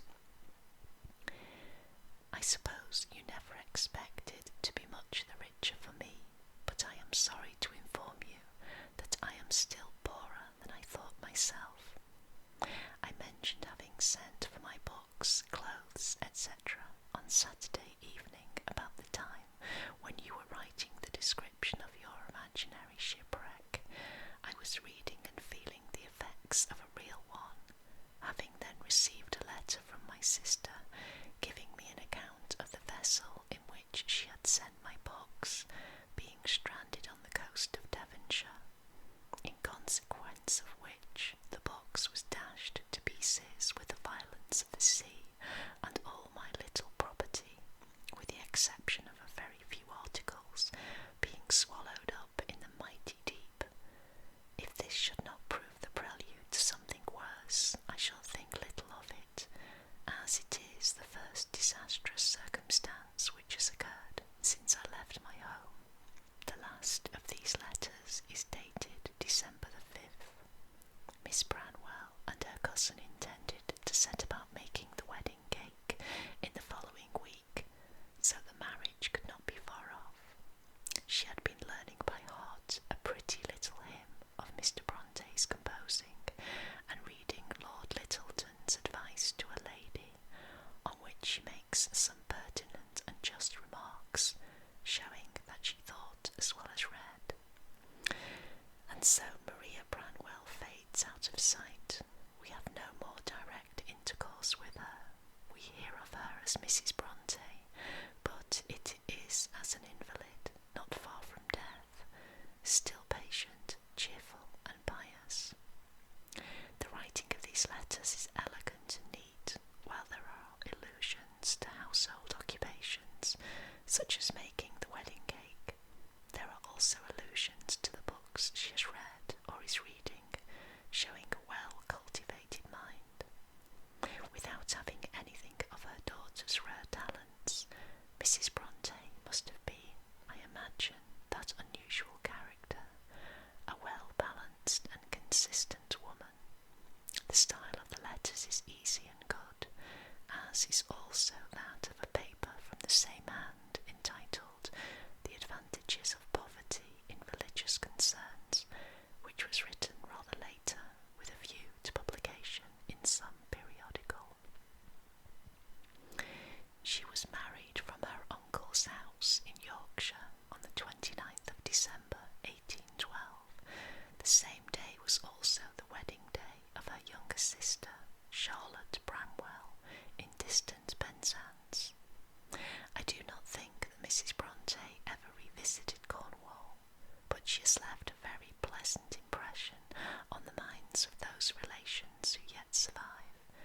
They speak of her as their favourite aunt, and one to whom they, as well as all the family, looked up as a person of talent and great disposition, and again as meek and retiring, while possessing more than ordinary talents, which she inherited from her father, and her piety was genuine and unobtrusive.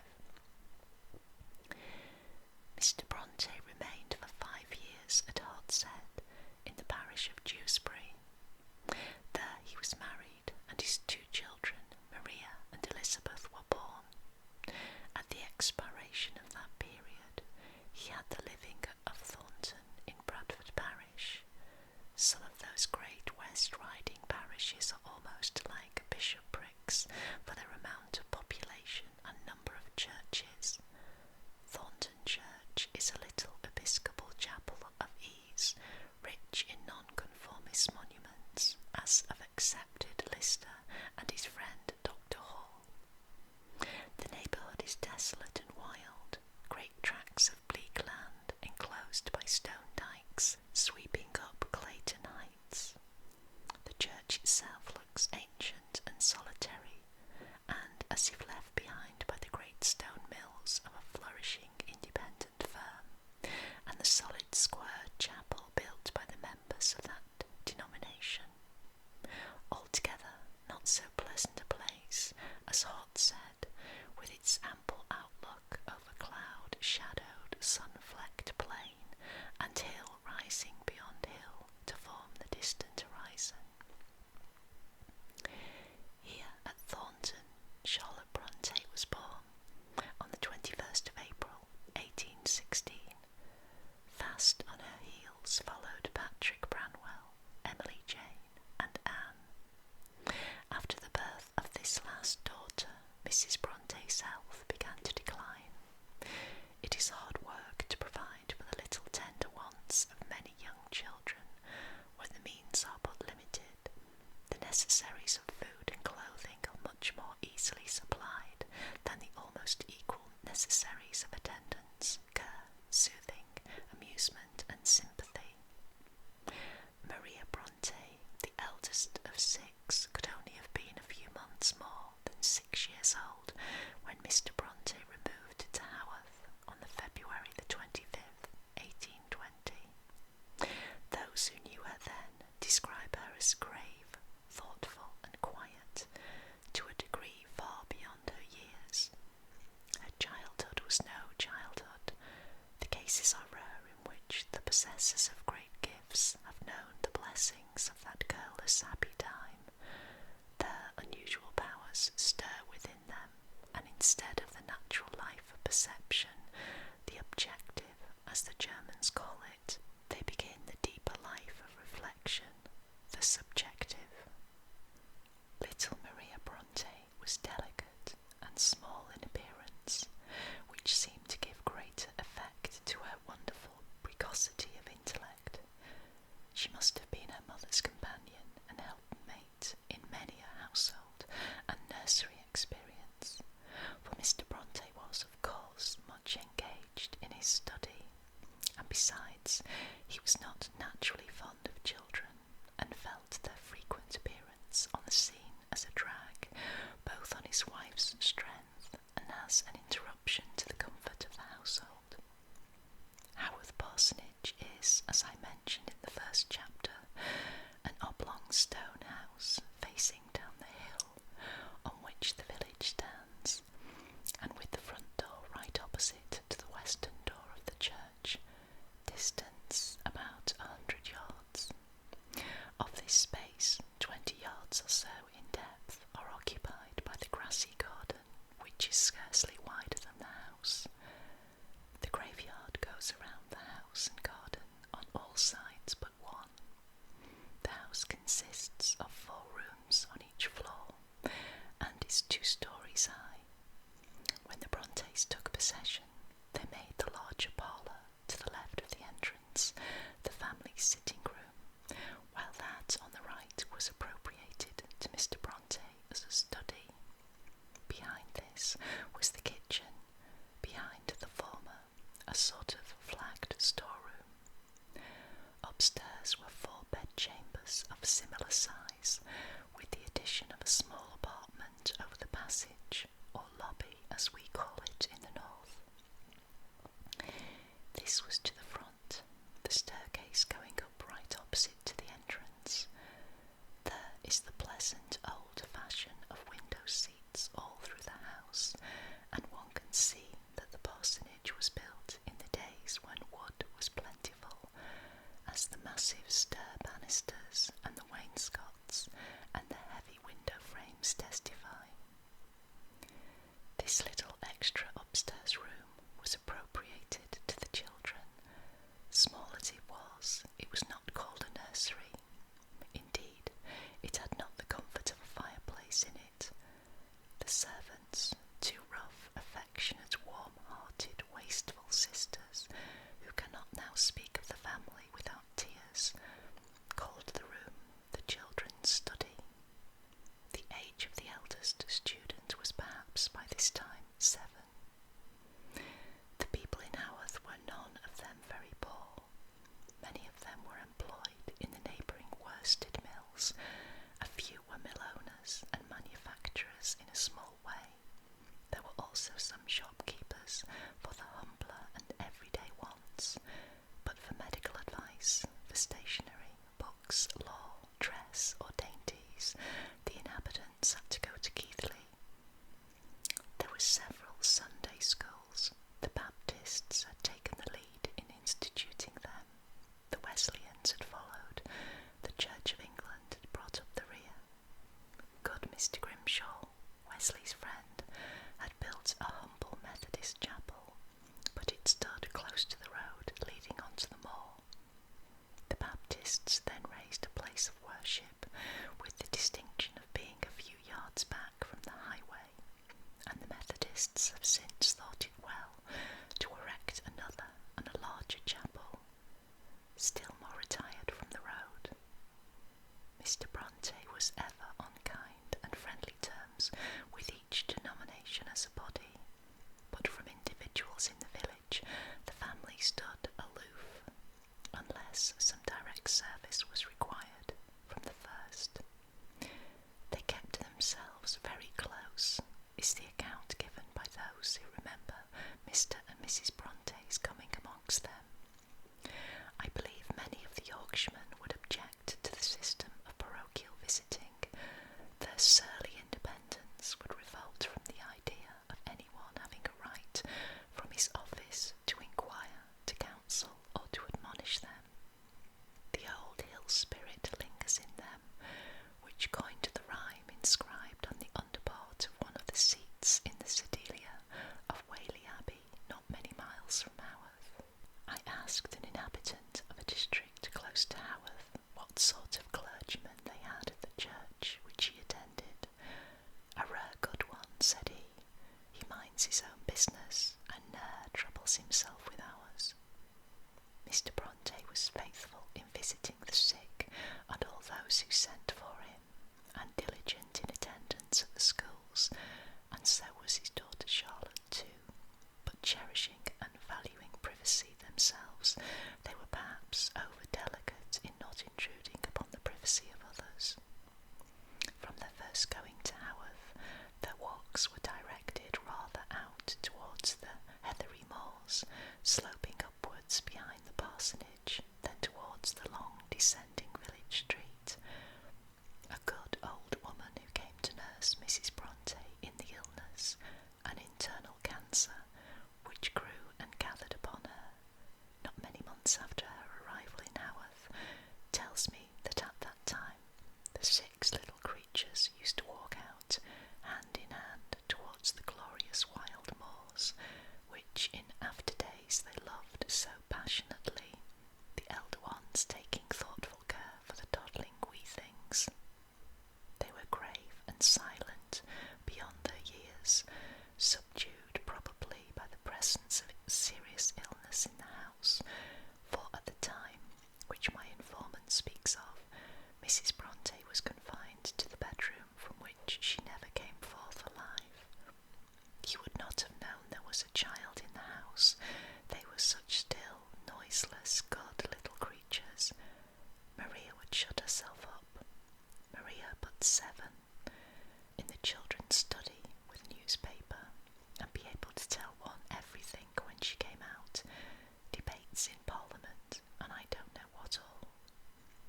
was good as a mother to her sisters and brother, but there never were such good children. I used to think them spiritless, they were so different to any children I had ever seen. In part, I set it down to a fancy Mr. Bronte had of not letting them have flesh meat to eat. It was from no wish for saving, for there was plenty, and even waste in the house, with young servants and no mistress to see after them. But he thought that children should be brought up simply and orderly, so they had nothing but potatoes for their dinner, but they never seemed to wish for anything else. They were good little creatures. Emily was the prettiest. Mrs. Bronte was the same patient, cheerful person as we have seen her formerly, very ill, suffering great pain, but seldom, if ever, complaining. At her better times, begging her nurse to raise her in bed, to let her see her clean the grate, because she did it as it was done in Cornwall. Devotedly fond of her husband, who warmly repaid her affection, and suffered no one else to take the night nursing.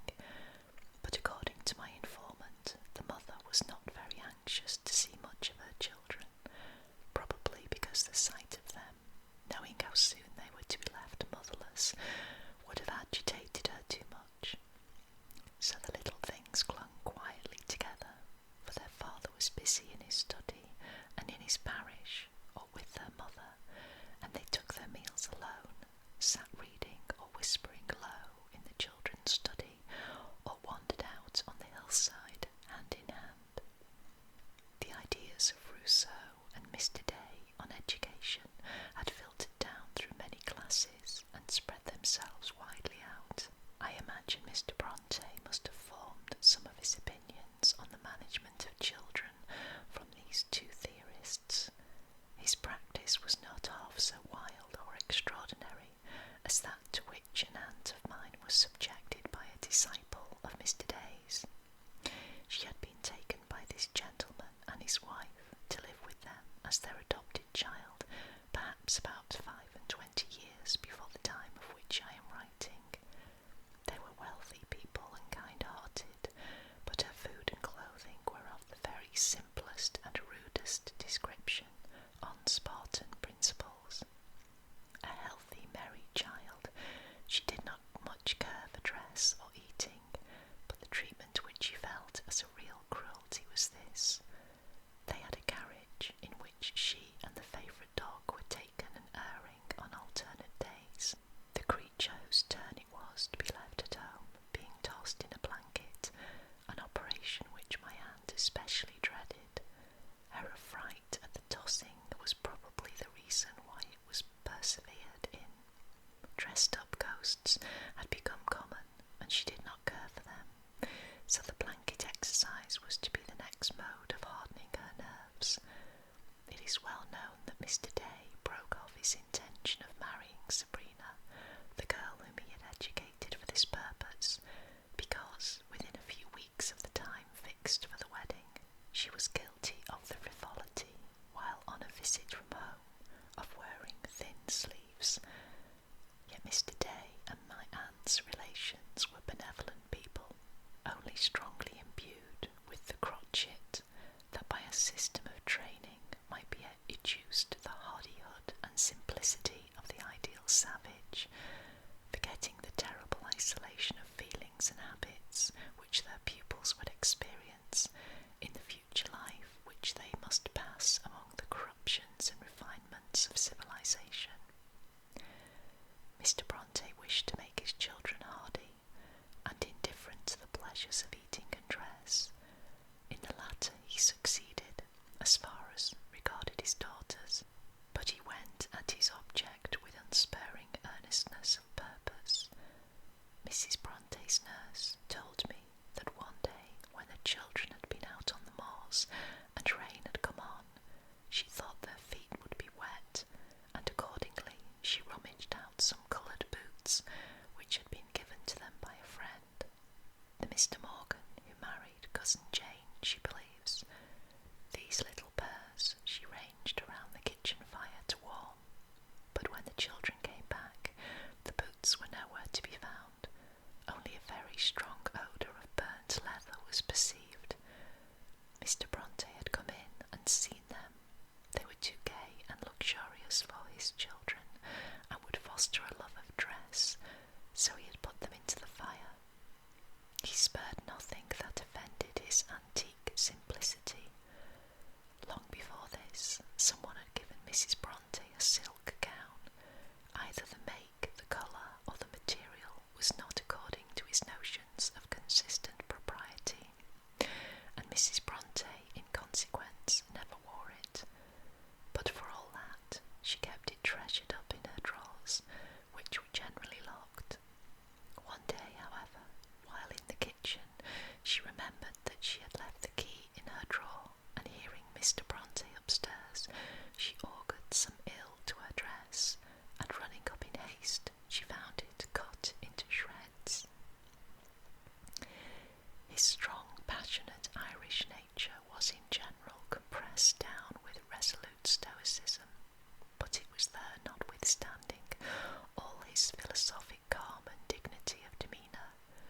He did not speak when he was annoyed or displeased, but worked off his volcanic wrath by firing pistols out of the back door in rapid succession. Mrs. Bronte, lying in bed upstairs, would hear the quick explosions and know that something had gone wrong, but her sweet nature thought invariably of the bright side, and she would say, "Ought I not to be thankful that he never gave me an angry word?" Now and then his anger took a different form, but still was speechless. Once he got the hearthrug, and stuffing it up the grate, deliberately set it on fire, and remained in the room in spite of the stench until it had smouldered and shrivelled away into uselessness. Another time he took some chairs and sawed away at the backs till they were reduced to the condition of stools. He was an active walker, stretching away over the moors for many miles, noting in his mind all natural signs of wind and weather, and keenly observing all the wild creatures that came and went in the loneliest sweeps of the hills. He has seen eagles stooping low in search of food for their young. No eagle is ever seen on those mountain slopes now. He fearlessly took whatever side in local or national politics appeared to him right. In the days of the Luddites, he had been for the peremptory interference of the law at a time when no magistrate could be found to act, and all the property of the West Riding was in terrible danger. He became unpopular there among the mill workers, and he esteemed his life unsafe if he took his long and lonely walks unarmed. So he began the habit, which has continued to this day, of invariably carrying a loaded pistol about with him. It lay on his dressing table with his watch. With his watch it was put on in the morning. With his watch it was taken off at night. Many years later, during his residence at Haworth, there was a strike. The hands in the neighbourhood felt themselves aggrieved by the masters and refused to work. Mr. Bronte thought that they had been unjustly and unfairly treated, and he assisted them by all the means in his power to keep the wolf from their doors and avoid the incubus of debt. Several of the more influential inhabitants of Haworth and the neighbourhood were mill owners. They remonstrated pretty sharply with him, but he believed that his conduct was right and persevered in it. His opinions might be often both wild and erroneous, his principles of action eccentric and strange, his views of life partial and almost misanthropical, but not one opinion that he held could be stirred or modified by any worldly motive. He acted up in his principles of action, and if any touch of misanthropy mingled with his view of mankind in general, his conduct to the individuals who came in personal contact with him did not agree with such view. It is true that he had strong and vehement prejudices and was obstinate in maintaining them, and that he was not dramatic enough in his perceptions to see how miserable others might be in a life that to him was all sufficient.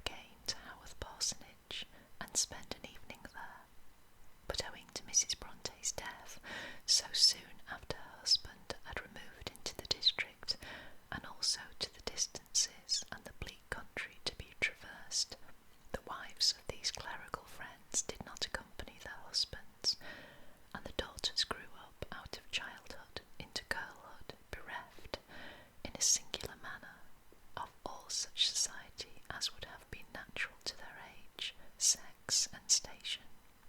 There was one family residing near Haworth who had been remarkably attentive and kind to Mrs. Bronte in her illness, and who had paid the children the attention of asking them occasionally to tea, and as the story connected with this family, and which I suspect dissolved their intercourse with their neighbours, made a deep impression on Charlotte's mind in her early childhood, I may as well relate it here.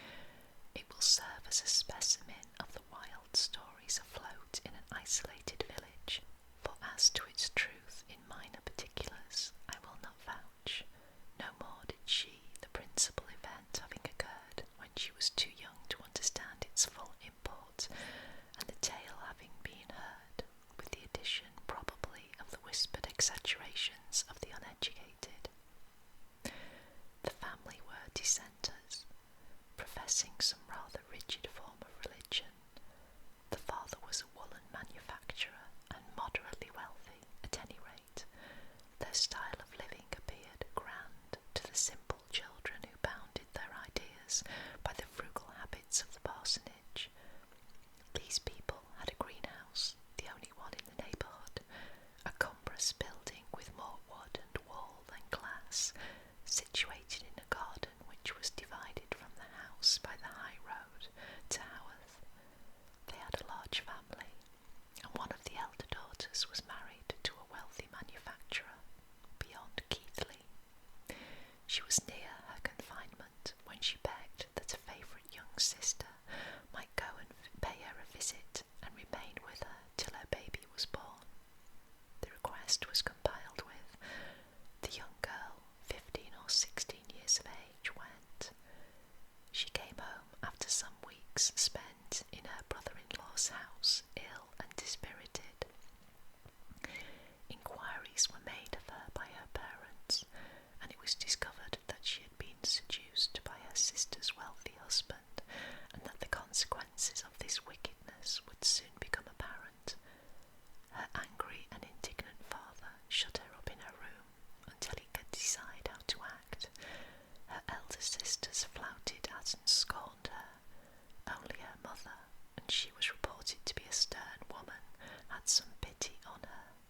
The tale went that passers along the high road at night time saw the mother and young daughter walking in the garden, weeping, long after the household were gone to bed. Nay, more, it was whispered that they walked and wept there still when Miss Bronte told me the tale, though both had long mouldered in their graves. The wild whisperers of this story added that the cruel father, maddened perhaps by the disgrace which had fallen upon a religious family, offered a sum of money to any one who would marry his poor fallen daughter, that a husband was found who bore her away from Haworth and broke her heart, so that she died while even yet a child. Such deep, passionate resentment would have seemed not unnatural in a man who took a stern pride in his character for a religious morality, but the degrading part, after all, was this: the remaining members of the family, elder sisters even, went on paying visits at their wealthy brother-in-law's house, as if his sin was not 100-fold more scarlet than the poor young girl's, whose evil doing had been so hardly resented and so coarsely hidden. The strong feeling of the countryside still holds the descendants of this family as accursed. They fail in business, or they fail in health. At this house, I believe, the little Brontes paid their only visits, and these visits ceased before long. But the children did not want society. To small infantine gaieties they were unaccustomed. They were all in all to each other. I do not suppose that there ever was a family more tenderly bound to each other. Maria read the newspapers and reported intelligence to her younger sisters, which it is wonderful they could take an interest in, but I suspect that they had no children's books, and that their eager minds browsed undisturbed among the wholesome pasturage of English literature, as Charles Lamb expresses it. The servants of the household appear to have been much impressed with the little Bronte's extraordinary cleverness. In a letter which I had from him on this subject, their father writes, "The servants often said that they had never seen such a clever little child as Charlotte, and that they were obliged to be on their guard as to what they said and did before her. Yet she and the servants always lived on good terms with each other. These servants are yet alive, elderly women residing in Bradford. They retain a faithful and fond recollection of Charlotte, and speak of her unvarying kindness from the time when she was ever such a little child, when she would not rest till she had got the old disused cradle sent from the parsonage to the house where the parents of one of them lived, to serve for a little infant sister. They tell of one long series of kind and thoughtful actions from this early period to the last weeks of Charlotte Bronte's life, and though she had left her place many years ago, one of these former servants went over from Bradford to Haworth on purpose to see Mr. Bronte and offer him her true sympathy when his last child died. There might not be many to regard the Brontes with affection, but those who once loved them long and well. I return to the father's letter. He says, "When mere children, as soon as they could read and write, Charlotte and her brother and sisters used to invent and act little plays of their own, in which the Duke of Wellington, my daughter Charlotte's hero, was sure to come off conqueror, when a dispute would not unfrequently arise amongst them regarding the comparative merits of him, Bonaparte, Hannibal, and Caesar. When the arguments got warm and rose to its height, as their mother was then dead, I had sometimes to come in as its arbitrator, and settle the dispute according to the best of my judgment. Generally, in the management of these concerns, I frequently thought that I discovered signs of rising talent, which I had seldom or never before seen in any of their age. A circumstance now occurs to my mind, which I may as well mention. When my children were very young, when, as far as I can remember, the oldest was about 10 years of age, and the youngest about 4, thinking that they knew more than I had yet discovered, in order to make them speak with less timidity, I deemed that if they were put under a sort of cover, I might gain my end, and happening to have a mask in the house, I told them all to stand and speak boldly from under cover of the mask. I began with the youngest, Anne, afterwards Acton Bell, and asked what a child like her most wanted. She answered, age and experience. I asked the next, Emily, afterwards Ellis Bell, what I had best do with her brother Branwell, who was sometimes a naughty boy. She answered, reason with him, and when he won't listen to reason, whip him. I asked Branwell what was the best way of knowing the difference between the intellects of men and women. He answered, by considering the difference between them as to their bodies. I then asked Charlotte what was the best book in the world. She answered, the Bible. And what was the next best? She answered, the book of nature. I then asked the next what was the best mode of education for a woman. She answered, that which would make her rule her house well. Lastly, I asked the oldest what was the best mode of spending time. She answered, by laying it out in preparation for a happy eternity. I may not have given precisely their words, but I have nearly done so, as they made a deep and lasting impression on my memory. The substance, however, was exactly what I have stated. The strange and quaint simplicity of the mode taken by the father to ascertain the hidden characters of his children, and the tone and character of these questions and answers, show the curious education which was made by the circumstances surrounding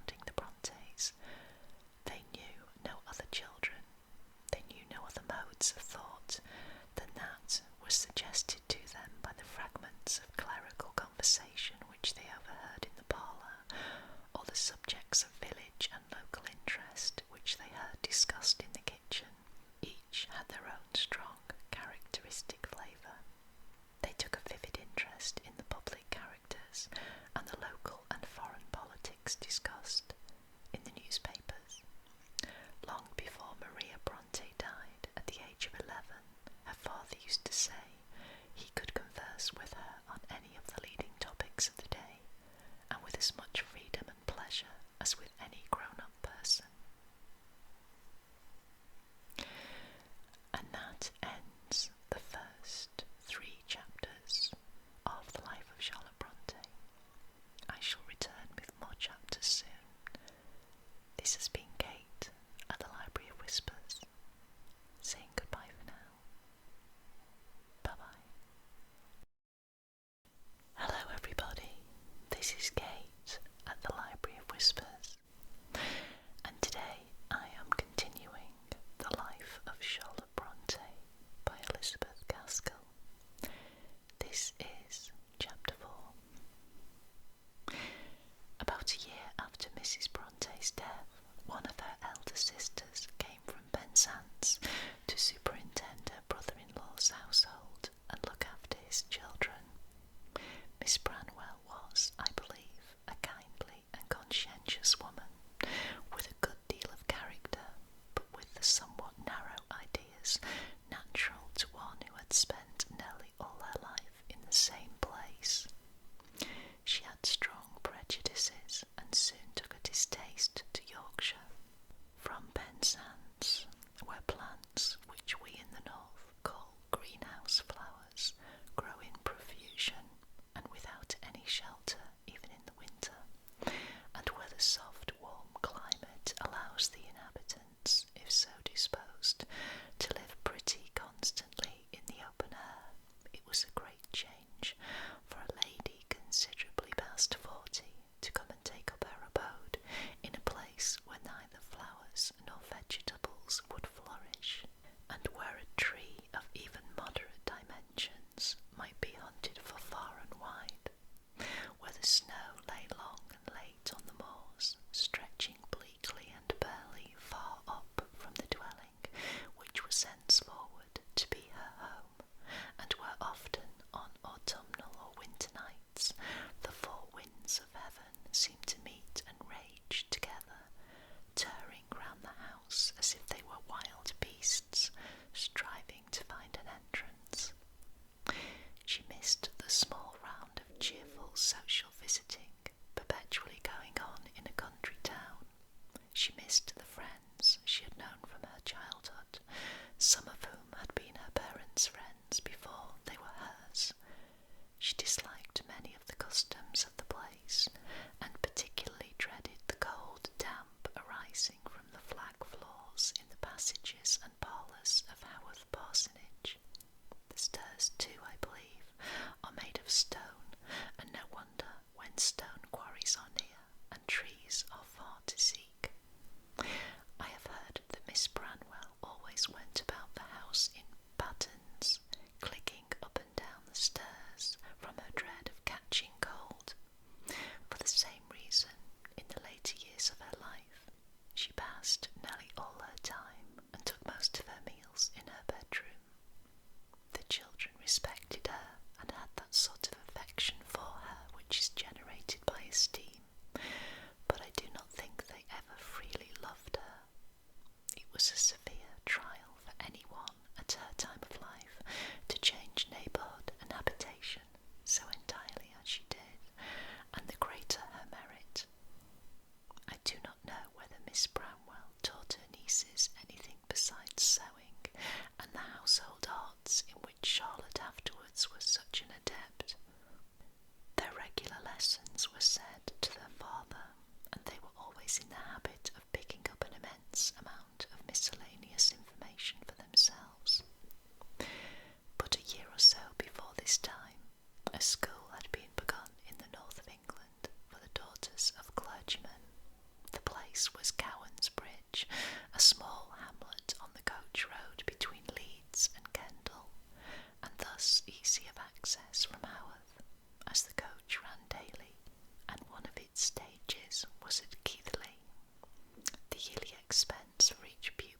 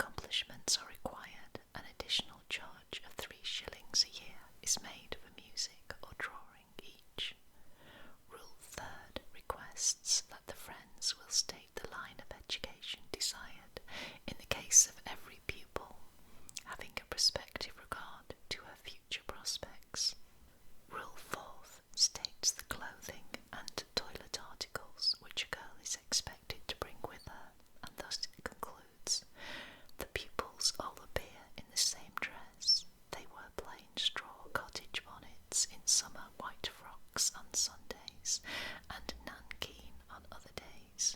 In winter, purple stuff frocks and purple cloth cloaks. For the sake of uniformity, therefore, they are required to bring 3 shillings in lieu of frocks, pelisse, bonnet, tippet, and frills, making the whole sum which each pupil brings with her to the school. The 8th rule is, all letters and parcels are inspected by the superintendent, but this is a very prevalent regulation in all young ladies' schools, where I think it is generally understood that the schoolmistress may exercise the privilege, although it is certainly unwise in her to insist too frequently upon it.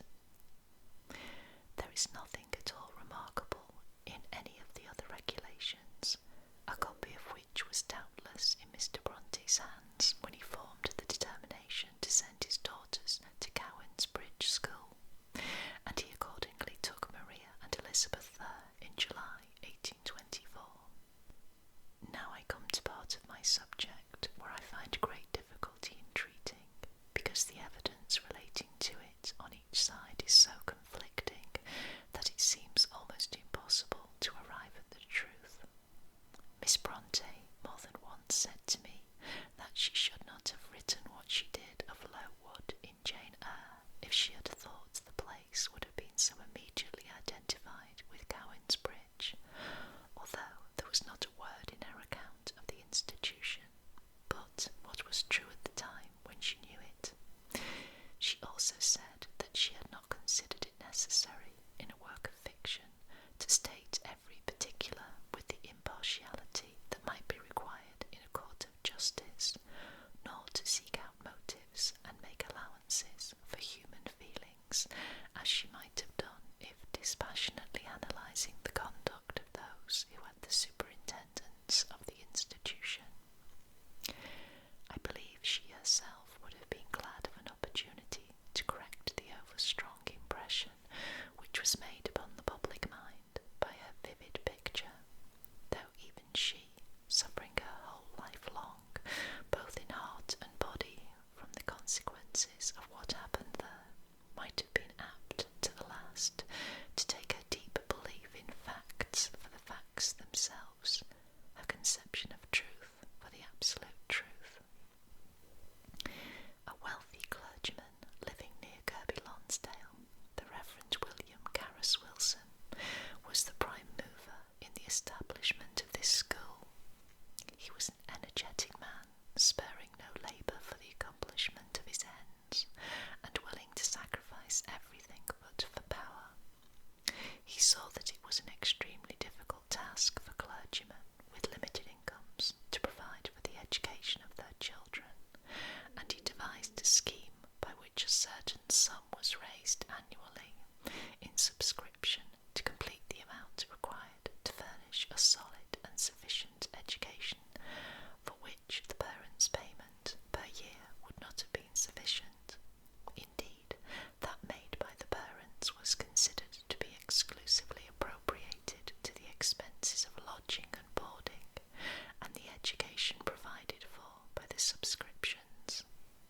12 trustees were appointed, Mr. Wilson being not only a trustee, but the treasurer and secretary, in fact, taking most of the business arrangements upon himself, a responsibility which appropriately fell to him, as he lived nearer the school than anyone else who was interested in it. So his character for prudence and judgment was to a certain degree implicated in the success or failure of Cowan's Bridge School, and the working of it was for many years the great object and interest of his life. But he was apparently unacquainted with the prime element in good administration, seeking out thoroughly competent persons to fill each department, and then making them responsible for, and judging them by, the result, without perpetual and injudicious interference with the details. So great was the amount of good which Mr. Wilson did by his constant, unwearied superintendence, that I cannot help feeling sorry that in his old age and declining health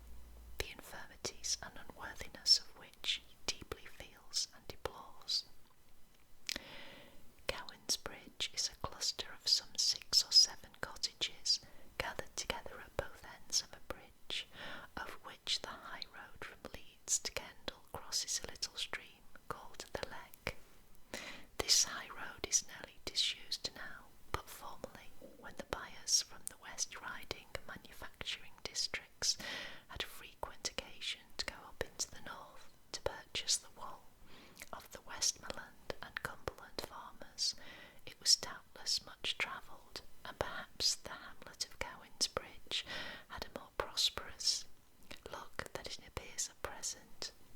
It is prettily situated, just where the Leck falls swoop into the plain, and by the course of the beck alder trees and willows and hazel bushes grow. The current of the stream is interrupted by broken pieces of grey rock, and the waters flow over a bed of large round white pebbles, which a flood heaves up and moves on either side out of its impetuous way, till in some parts they almost form a wall.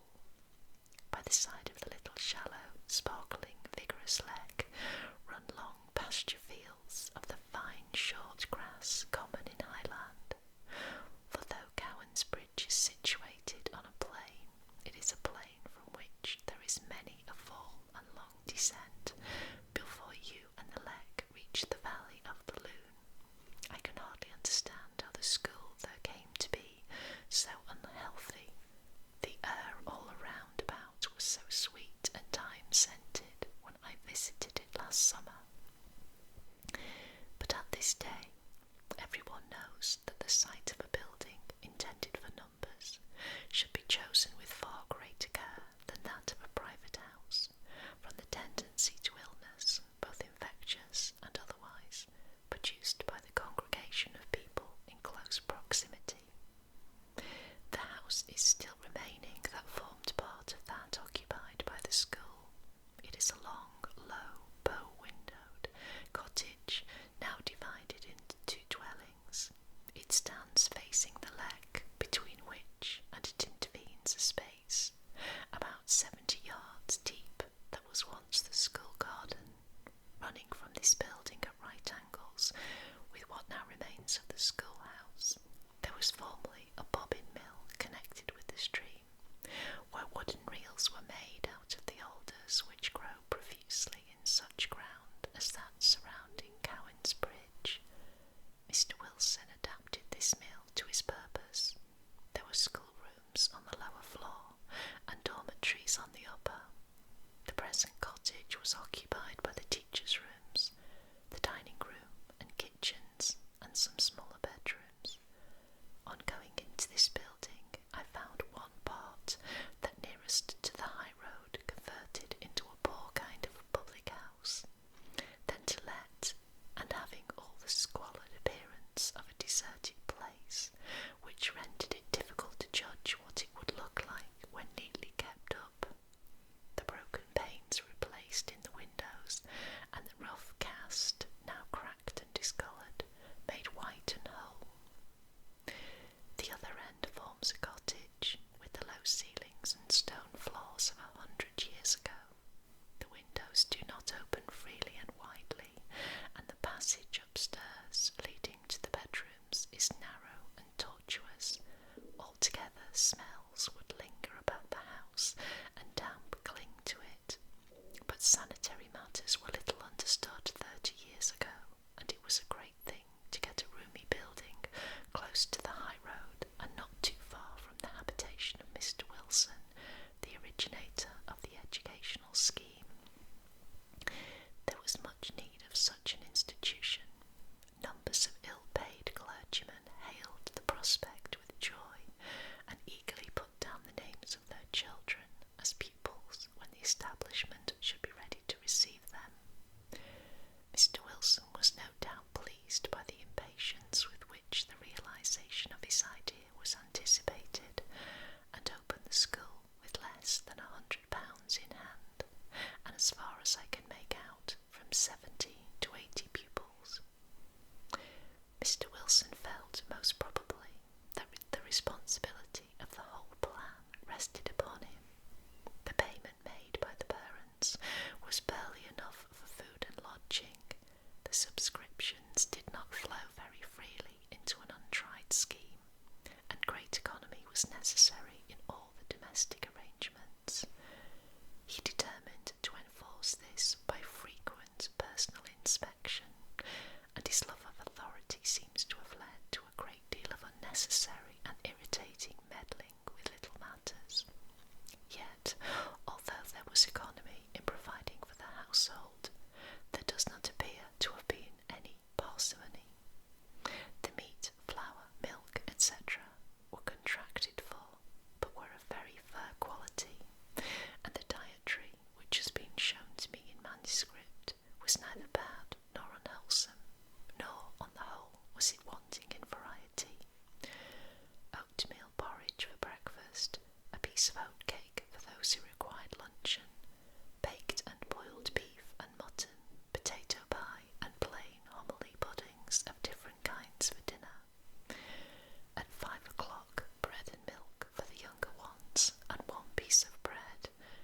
This was the only time at which the food was limited, for the elder pupils who sat up till a later meal of the same description.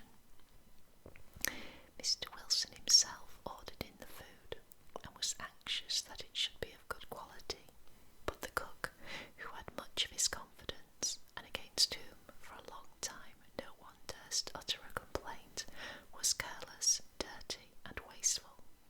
To some children, oatmeal porridge is distasteful, and consequently unwholesome, even when properly made. At Cowan's Bridge School it was too often sent up, not merely burnt, but with offensive fragments of other substances discoverable in it.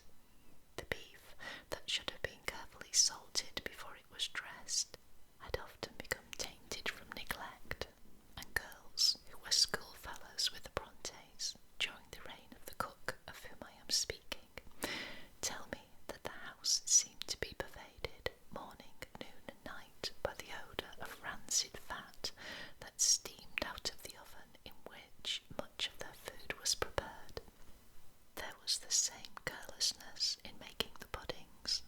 One of those ordered was rice boiled in water and eaten with a sauce of treacle and sugar, but it was often uneatable because the water had been taken out of the rain tub and was strongly impregnated with the dust lodging on the roof, whence it had trickled down into the old wooden cask, which also added its own flavour to that of the original rainwater.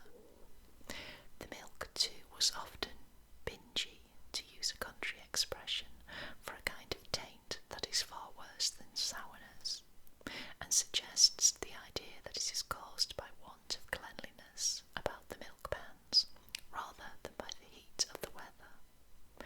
On Saturdays, a kind of pie, or mixture of potatoes and meat, was served up, which was made of all the fragments accumulated during the week. Scraps of meat from a dirty and disorderly larder could never be very appetising, and I believe that this dinner was more loathed than any in the early days of Cowan's Bridge School. One may fancy how repulsive such fare would be to children whose appetites were small, and who had been accustomed to food far simpler perhaps, but prepared with a delicate cleanliness that made it both tempting and wholesome. Many a meal the little Brontes went without food, although craving with hunger. They were not strong when they came, having only just recovered from a complication of measles and whooping cough. Indeed, I suspect they had scarcely recovered, that there was some consultation on the part of the school authorities whether Maria and Elizabeth should be received or not, in July 1824. Mr. Bronte came again in the September of that year, bringing with him Charlotte and Emily to be admitted as pupils. It appears strange that Mr. Wilson should not have been informed by the teachers of the way in which the food was served up, but we must remember that the cook had been known for some time to the Wilson family, while the teachers were brought together for an entirely different work, that of education. They were expressly given to understand that such was their department. The buying in and management of the provisions rested with Mr. Wilson and the cook. The teachers would of course be unwilling to lay any complaints on the subject before him, and when he heard of them, his reply was to the effect that the children were to be trained up to regard higher things than dainty pampering of the appetite, and apparently unconscious of the fact that daily loathing and rejection of food is sure to undermine the health, he lectured them on the sin of caring overmuch for carnal things. There was another trial of health common to all the girls, the path from Cowan's Bridge to Tunstall Church, where Mr. Wilson preached, and where they all attended on the Sunday, is more than 2 miles in length, and goes sweeping along the rise and fall of the unsheltered country, in a way to make it a fresh and exhilarating walk in summer, but a bitter cold one in winter, especially to children whose thin blood flowed languidly in consequence of their half-starved condition. The church was not warm,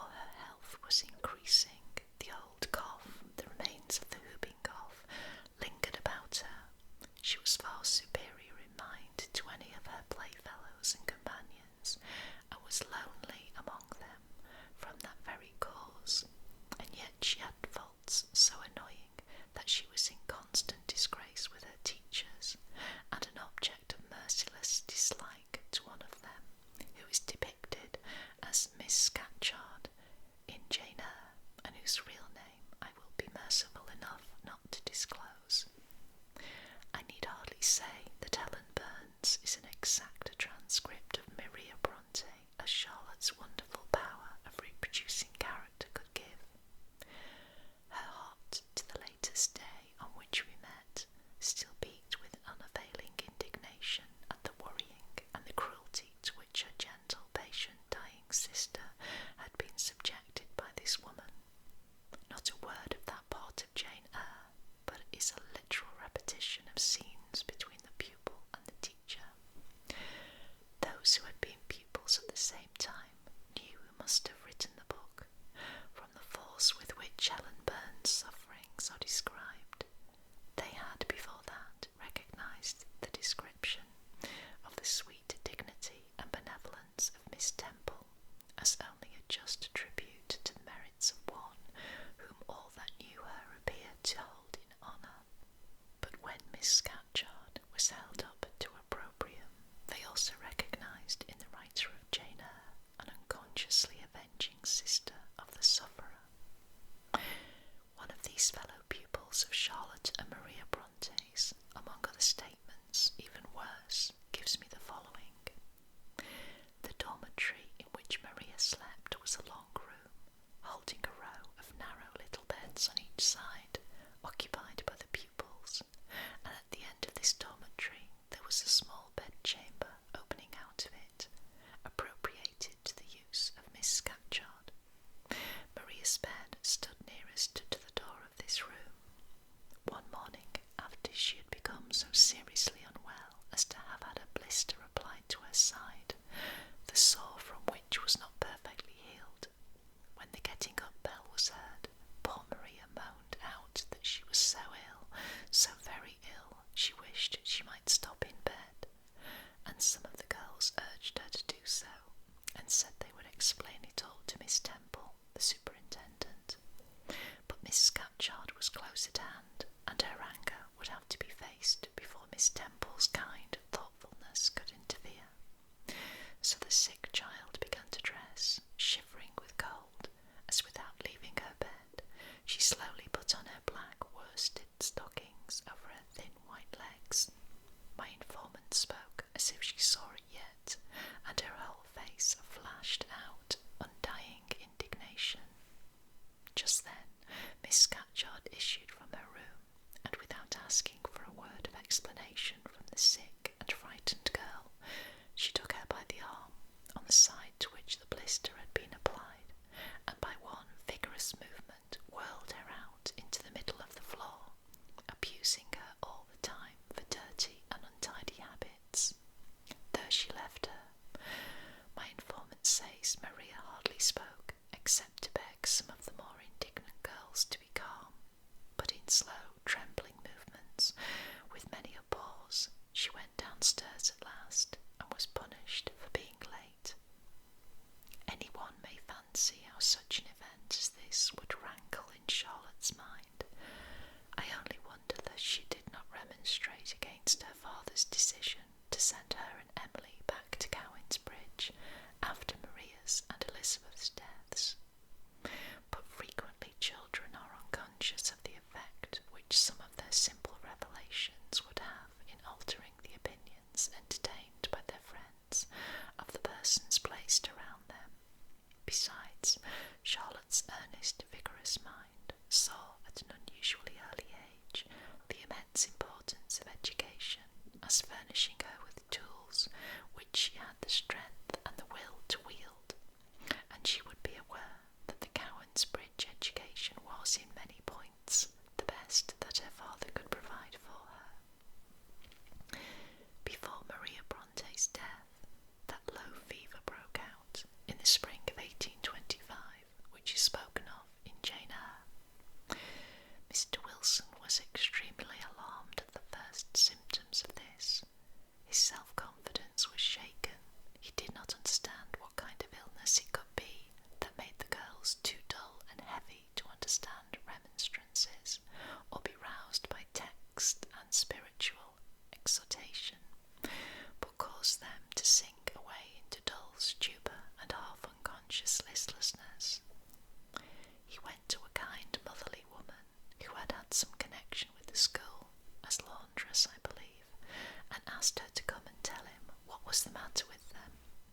She made herself ready and drove with him in his gig. When she entered the schoolroom, she saw from 12 to 15 girls lying about, some resting their aching heads on the table, others on the ground, all heavy-eyed, flushed, indifferent, and weary with pains in every limb. Some peculiar odour, she says, made her recognise that they were sickening for the fever, and she told Mr. Wilson so, and that she could not stay there for fear of conveying the infection to her own children. But he half commanded and half entreated her to remain and nurse them, and finally mounted his gig and drove away, while she was still urging that she must return to her own house and to her domestic duties, for which she had provided no substitute. However, when she was left in this unceremonious manner, she determined to make the best of it, and a most efficient nurse she proved, although, as she says, it was a dreary time. Mr. Wilson supplied everything ordered by the doctors of the best quality and in the most liberal manner. He even sent for additional advice in the person of his own brother-in-law, a very clever medical man in Kirby, with whom he had not been on good terms with some time previously, and it was this doctor who tasted and condemned the daily food of the girls by the expressive action of spitting out a portion which he had taken in order to taste it. About 40 of the girls suffered from this fever, but none of them died at Cowan's Bridge, though one died at her own home, sinking under the state of health which followed it. None of the Brontes had the fever, but the same causes which affected the health of the other pupils, through typhus, told more slowly but not less surely upon their constitutions. The principal of these causes was the food. The bad management of the cook was chiefly to be blamed for this. She was dismissed, and the woman who had been forced against her will to serve as head nurse took the place of housekeeper, and henceforward the food was so well prepared that no one could ever reasonably complain of it. Of course, it cannot be expected that a new institution, comprising domestic and educational arrangements for nearly 100 persons, should work quite smoothly at the beginning, and all this occurred during the first 2 years of the establishment. But Mr. Wilson seems to have had the unlucky gift of irritating even those to whom he meant kindly, and for whom he was making perpetual sacrifices of time and money, by never showing any respect for their independence of opinion and action. He had, too, so little knowledge of human nature as to imagine that, by constantly reminding the girls of their dependent position and the fact that they were receiving their education from the charity of others, he could make them lowly and humble. Some of the more sensitive felt this treatment bitterly, and instead of being as grateful as they should have been for the real benefits they were obtaining, their mortified pride rose up from its fall 100-fold more strong. Painful impressions sink deep into the hearts of delicate and sickly children. What the healthy suffer from but momentarily and then forget, those who are ailing brood over involuntarily and remember long, perhaps with no resentment, but simply as a piece of suffering that has been stamped into their very life. The pictures, ideas, and conceptions of character received into the mind of the child of 8 years old were destined to be reproduced in fiery words a quarter of a century afterwards. She saw only one side, and that the unfavourable side of Mr. Wilson, but many of those who knew him assure me of the wonderful fidelity with which his disagreeable qualities, his spiritual pride, his love of power, his ignorance of human nature, and consequent want of tenderness are represented, while at the same time they regret that the delineation of the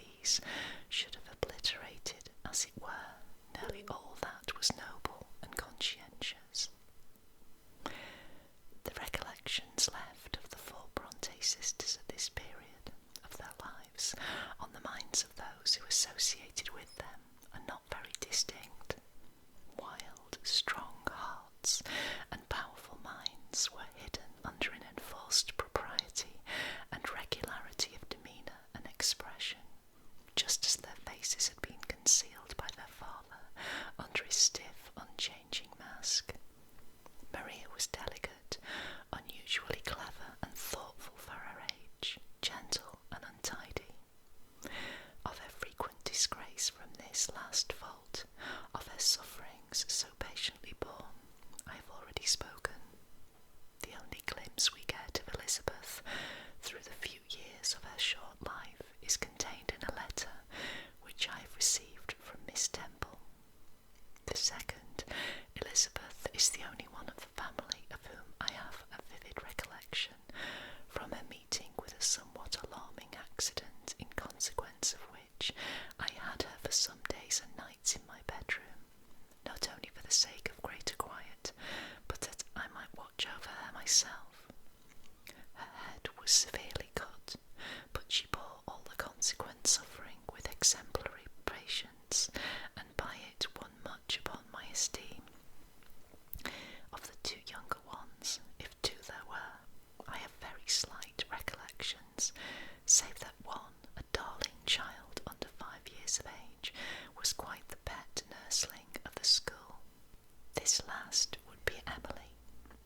Charlotte was considered the most talkative of the sisters, a bright, clever little child.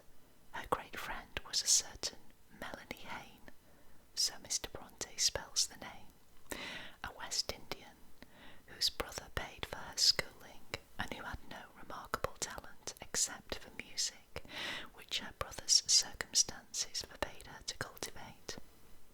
She was a hungry, good-natured, ordinary girl, older than Charlotte, and ever ready to protect her from any petty tyranny or encroachments on the part of the elder girls. Charlotte always remembered her with affection and gratitude. I have quoted the word bright in the account of Charlotte. I suspect that this year of 1825 was the last time it could ever be applied to her. In this spring, Maria became so rapidly worse that Mr. Bronte was sent for. He had not previously been aware of her illness, and the condition in which he found her was a terrible shock to him. He took her home by the Leeds coach, the girls crowding out into the road to follow her with their eyes over the bridge, past the cottages, and then out of sight forever. She died a very few days after her arrival at home, perhaps the news of her death, falling suddenly into the life of which her patient existence had formed a part only a little week or so before, made those who remained at Cowan's Bridge look with more anxiety on Elizabeth's symptoms, which also turned out to be consumptive.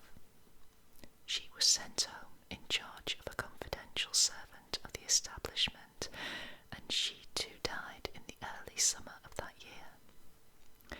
Charlotte was thus suddenly called into the responsibilities of eldest sister in a motherless family.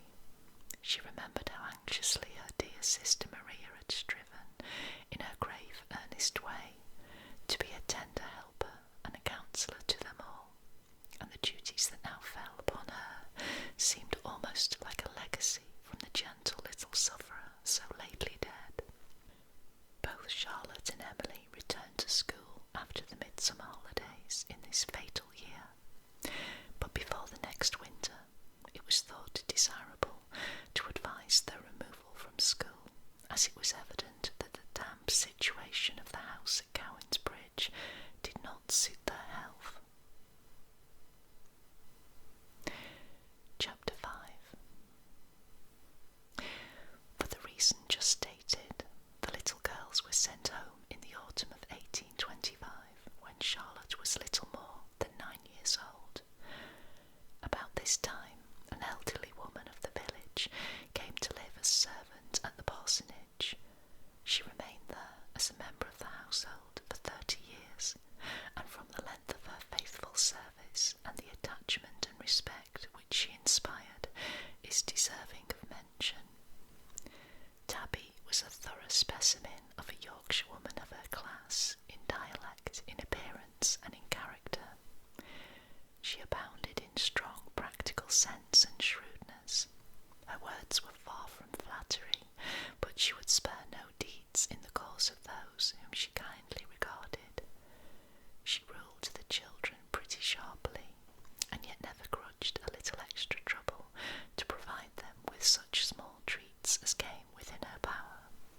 In return, she claimed to be looked upon as a humble friend, and many years later, Miss Bronte told me that she found it somewhat difficult to manage, as Tabby expected to be informed of all the family concerns, and yet had grown so deaf that what was repeated to her became known to whoever might be in or about the house. To obviate this publication of what it might be desirable to keep secret, Miss Bronte used to take her out for a walk on the solitary moors, where, when both were seated on a tuft of heather in some high, lonely place, she would acquaint the old woman at leisure with all that she wanted to hear. Tabby had lived in Haworth in the days when the pack horses went through once a week with their tinkling bells and gay worsted adornment, carrying the produce of the country from Keighley over the hills to Colne and Burnley. What is more, she had known the bottom or valley in those primitive days when the fairies frequented the margin of the beck on moonlit nights, and had known folk who had seen them. But that was when there were no mills in the valleys, and when all the wool spinning was done by hand in the farmhouses round. It were the factories as had driven 'em out, she said. No doubt she had many a tale to tell of bygone days of the countryside, old ways of living, former inhabitants, decayed gentry who had melted away and whose places knew them no more, family tragedies and dark superstitious dooms, and in telling these things without the least consciousness that there might ever be anything requiring to be softened down, would give at full length the bare and simple details. Miss Branwell instructed the children at regular hours in all she could teach, making her bedchamber into their schoolroom. Their father was in the habit of relating to them any public news in which he felt an interest, and from the opinions of his strong and independent mind, they would gather much food for thought, but I do not know whether he gave them any direct instruction. Charlotte's deep, thoughtful spirit appears to have felt almost painfully the tender responsibility which rested upon her with reference to her remaining sisters. She was only 18 months older than Emily, but Emily and Anne were simply companions and playmates, while Charlotte was motherly, friend and guardian to both, and this loving assumption of duties beyond her years made her feel considerably older than she really was. Patrick Branwell, their only brother, was a boy of remarkable promise, and in some ways of extraordinary precocity of talent. Mr. Bronte's friends advised him to send his son to school, but remembering both the strength of will of his own youth and his mode of employing it, he believed that Patrick was better at home, and that he himself could teach him well, as he had taught others before. So Patrick, or as his family called him, Branwell, remained at Haworth, working hard for some hours a day with his father, but when the time of the latter was taken up with his parochial duties, the boy was thrown into chance companionship with the lads of the village, for youth will to youth, and boys will be boys. Still, he was associated in many of his sister's plays and amusements. These were mostly of a sedentary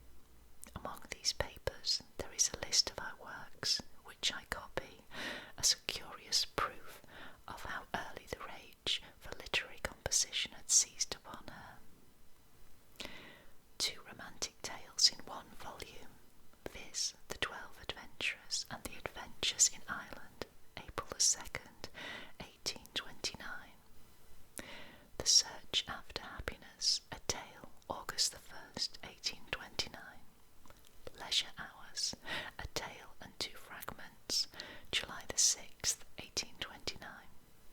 The Adventures of Edward de Crack, A Tale, February the 2nd, 1830.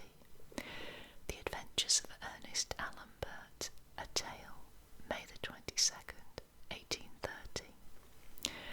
An interesting incident in the lives of some of the most eminent persons of the age, A Tale, June the 10th, 1830. Tales of the Islanders in 4 volumes, contents of the first volume, an account of their origin, a description of Vision Island, Ratton's Attempt, Lord Charles Wellesley and the Marquis of Dooro's Adventure, completed June 31st, 1829. Second volume, The School Rebellion, the strange incident in the Duke of Wellington's life, Tale to his sons, the Marquis of Douro and Lord Charles Wellesley's tale to his little king and queens, completed December 2nd, 1829. Third volume, The Duke of Wellington's Adventure in the Cavern, the Duke of Wellington and the little kings and queens visit to the Horse Guards, completed May 8th, 1830. Fourth volume, The Three Old Washerwomen of Strathfieldsaye, Lord C. Wellesley's tale to his brother, completed July 30th, 1830. Characters of Great Men of the Present Age, December 17th, 1829. The Young Men's Magazines in 6 numbers, from August to December, the latter month's double number, completed December the 12th, 1829. General index to their contents. A True Story, Causes of the War, A Song, Conversations, A True Story Continued, The Spirit of Cawdor, Interior of a Pothouse, a poem, The Glass Town, a song, The Silver Cup, a tale, The Table and Vase in the Desert, a song, Conversations, Scene on the Great Bridge, Song of the Ancient Britons, Scene in My Tun, a tale, An American Tale, Lines written on Seeing the Garden of a Genius, The Lay of the Glass Town, The Swiss Artist, a tale, Lines on the transfer of this magazine, On the Same by a Different Hand, Chief Genii in Council, Harvest in Spain, The Swiss Artist Continued, Conversations, The Poetaster, a drama in 2 volumes, July 12th, 1830, A Book of Rhymes, finished December 17th, 1829, contents, The Beauty of Nature, a short poem, Meditations while journeying in a Canadian forest, a song of an exile, On Seeing the Ruins of the Tower of Babel, a thing of 14 lines, Lines written on the bank of a river one fine summer evening, Spring, a song, Autumn, a song. Miscellaneous poems, finished May 30th, 1830, contents, The Churchyard, descriptions of the Duke of Wellington's palace on the pleasant banks of the Luciva. This article is a small prose tale or incident. Pleasure, lines written on the summit of a high mountain of the north of England. Winter, 2 fragments, namely, first, The Vision, second, a short untitled poem, The Evening Walk, a poem June 23rd, 1830, making in the whole 22 volumes. See Bronte, or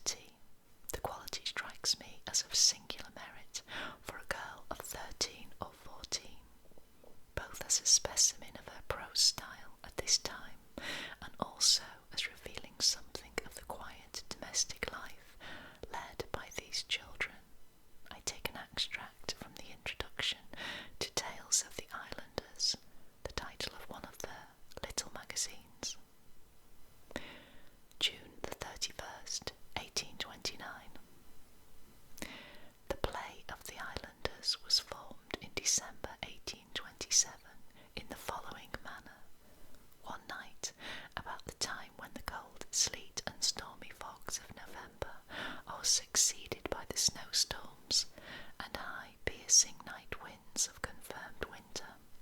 We were all sitting round the warm, blazing kitchen fire, having just concluded a quarrel with Tabby concerning the propriety of lighting a candle, from which she came off victorious, no candle having been produced. A long pause succeeded, which was at last broken by Branwell, saying, in a lazy manner, "I don't know what to do." This was echoed by Emily and Anne. "Tabby, well, you may go to bed." Branwell, "I'd rather do anything than that." "Charlotte, why are you so glum tonight, Tabby?" "Oh, suppose we had each an island of our own." Branwell, "If we had, I would choose the island of Man." Charlotte, "And I would choose the Isle of Wight." Emily, "The Isle of Arran for me." Anne, "And mine should be Guernsey." We then chose who should be chief men in our islands. Branwell chose John Bull, Astley Cooper, and Leigh Hunt. Emily, Walter Scott, Mr. Lockhart, Johnny Lockhart. Anne, Michael Sadler, Lord Bentinck, Sir Henry Halford. I chose the Duke of Wellington and two sons, Christopher North and Co., and Mr. Abernethy. Here our conversation was interrupted by the, to us, dismal sound of the clock striking 7, and we were summoned off to bed. The next day we added many others to our list of men, till we got almost all the chief men of the kingdom. After this, for a long time, nothing worth noticing occurred. In June 1828, we erected a school on a fictitious island, which was to contain 1,000 children. The manner of the building was as follows. The island was 50 miles in circumference, and certainly appeared more like the work of enchantment than anything real. 2 or 3 things strike me much in this fragment. One is the graphic vividness with which the time of the year, the hour of the evening, the feeling of cold and darkness outside, the sound of the night winds sweeping over the desolate, snow-covered moors, coming nearer and nearer, and at last shaking the very door of the room where they were sitting, for it opened out directly on that bleak, wide expanse, is contrasted with the glow and busy brightness of the cheerful kitchen where these remarkable children are grouped. Tabby moves about in her quaint country dress, frugal, peremptory, prone to find fault, pretty sharply, yet allowing no one else to blame her children, we may feel sure. Another noticeable fact is the intelligent partisanship with which they choose their great men, who are almost all stanch Tories of the time. Moreover, they do not confine themselves to local heroes. Their range of choice has been widened by hearing much of what is not usually considered to interest children. Little Anne, aged scarcely 8, picks out the politicians of the day for her chief men. There is another scrap of paper, in this all but illegible handwriting, written about this time, and which gives some idea of the sources of their opinions. The history of the year 1829. Once Papa lent my sister Maria a book. It was an old geography book. She wrote on its blank leaf, "Papa lent me this book." This book is 120 years old. It is at this moment lying before me. While I write this, I am in the kitchen of the parsonage, Haworth. Tabby, the servant, is washing up the breakfast things, and Anne, my youngest sister, Maria was my eldest, is kneeling on a chair, looking at some cakes which Tabby has been baking for us. Emily is in the parlour, brushing the carpet. Papa and Branwell are gone to Keighley. Aunt is upstairs in her room, and I am sitting by the table, writing this in the kitchen. Keighley is a small town 4 miles from here. Papa and Branwell are gone for the newspaper, the Leeds Intelligencer, a most excellent Tory newspaper, edited by Mr. Wood and the proprietor, Mr.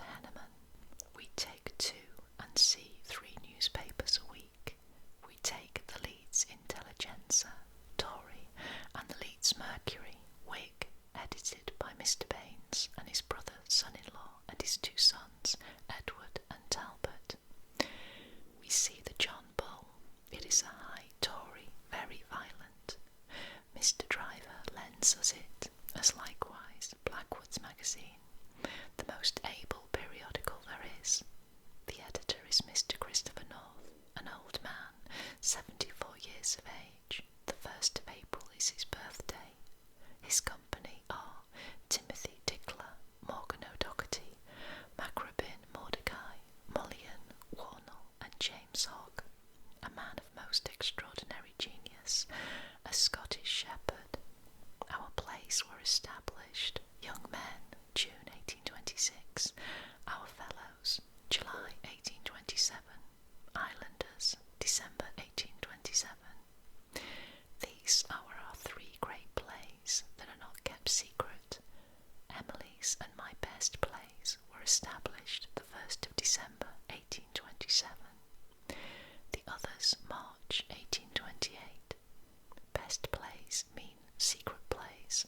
They are very nice ones. All our plays are very strange ones. Their nature I need not write on paper, for I think I shall always remember them. The Young Men's play took its rise from some wooden soldiers Branwell had, Our Fellows from Aesop's Fables, and the Islanders from several events which happened. I will sketch out the origin of our plays more explicitly if I can. First, Young Men. Papa bought Branwell some wooden soldiers at Leeds. When Papa came home, it was night and we were in bed. So next morning Branwell came to our door with a box of soldiers. Emily and I jumped out of bed, and I snatched up one and exclaimed, "This is the Duke of Wellington. This shall be the Duke." When I had said this, Emily likewise took one up and said it should be hers. When Anne came down, she said one should be hers. Mine was the prettiest of the whole, and the tallest, and the most perfect in every part. Emily's was a grave-looking fellow, and we called him Gravy. Anne's was a queer little thing, much like herself, and we called him Waiting Boy. Branwell chose his, and called him Bonaparte. The foregoing extract shows something of the kind of reading in which the little Brontes were interested, but their desire for knowledge must have been excited in many directions, for I find a list of painters whose works I wish to see, drawn up by Charlotte Bronte when she was scarcely 13. Guido Reni, Giulio Romano, Titian, Raphael, Michelangelo, Correggio, Annibale Carracci, Leonardo da Vinci, Fra Bartolomeo, Carlo Signani, Van Dyck, Rubens, Bartolomeo, Ramerghi.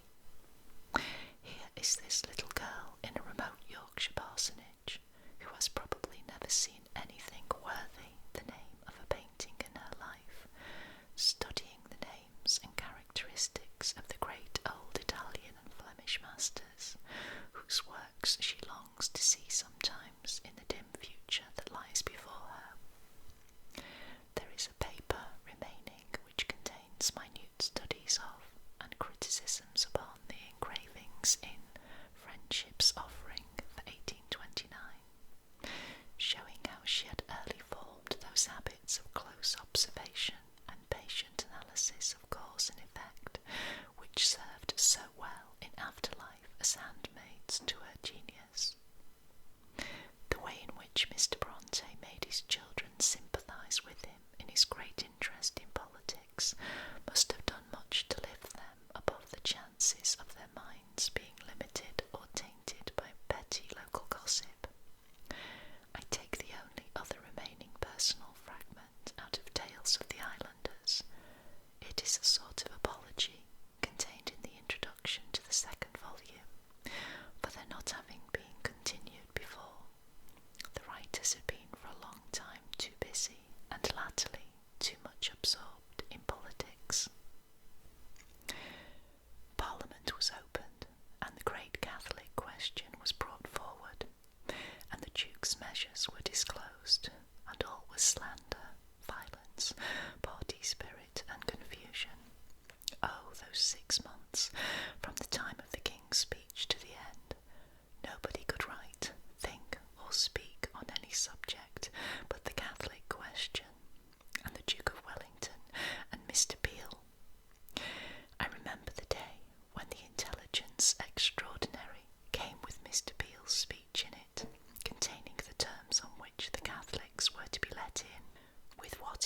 as Papa tore off the cover, and how we all gathered round him, and with what breathless anxiety we listened, as one by one they were disclosed, and explained and argued upon so ably and so well. And then, when it was all out, how Aunt said that she thought it was excellent, and that the Catholics could do no harm with such good security. I remember also the doubts as to whether it would pass the House of Lords, and the prophecies that it would not. And when the paper came, which was to decide the question, the anxiety was almost dreadful, with which we listened to the whole affair. The opening of the doors, the hush, the royal dukes in their robes, and the great duke in green sash and waistcoat, the rising of all the peeresses when he rose, the reading of his speech, Papa saying that his words were like precious gold, and lastly, the majority of 1 to 4 in favour of the bill. But this is a digression. This must have been written when she was between 13 and 14. It will be interesting to some of my readers to know what was the character of her purely imaginative writing at this period, while her description of any real occurrence is, as we have seen, homely, graphic, and forcible. When she gives way to her powers of creation, her fancy and her language alike run riot, sometimes to the very borders of apparent delirium. Of this wild, weird writing, a single example will suffice. It is a letter to the editor of one of the little magazines.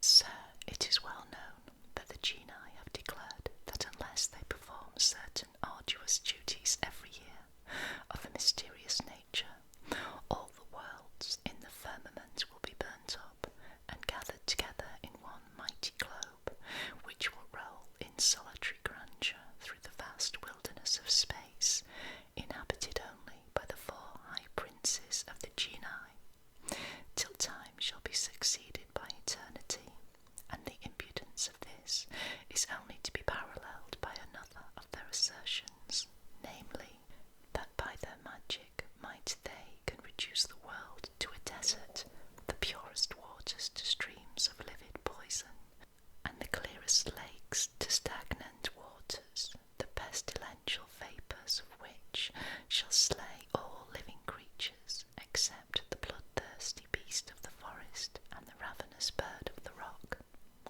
But that in the midst of this desolation the palace of the chief genii shall rise sparkling in the wilderness, and the horrible owl of their war cry shall spread over the land morning, at noontide, and night, but that they shall have their annual feast over the bones of the dead, and shall yearly rejoice with the joy of victors. I think, sir, that the horrible wickedness of this needs no remark, and therefore I haste to subscribe myself, etc. July 14th, 1829. It is not unlikely that the foregoing letter may have had some allegorical or political reference, invisible to our eyes, but very clear to the bright little minds for whom it was intended. Politics were evidently their grand interest, the Duke of Wellington their demigod. All that related to him belonged to the heroic age. Did Charlotte want a knight-errant, or a devoted lover? The Marquis of Douro, or Lord Charles Wellesley, came ready to her hand. There is hardly one of her prose writings at this time in which they are not the principal personages, and in which their august father does not appear as a sort of Jupiter Tonans or Deus ex machina. As one evidence how Wellesley haunted her imagination, I copy out a few of the titles to her papers in the various magazines. Liffey Castle, a tale by Lord C. Wellesley. Lines to the river Araucua by the Marquis of Douro. An Extraordinary Dream by Lord C. Wellesley. The Green Dwarf, a tale of the perfect tense by the Lord Charles Albert Florian Wellesley.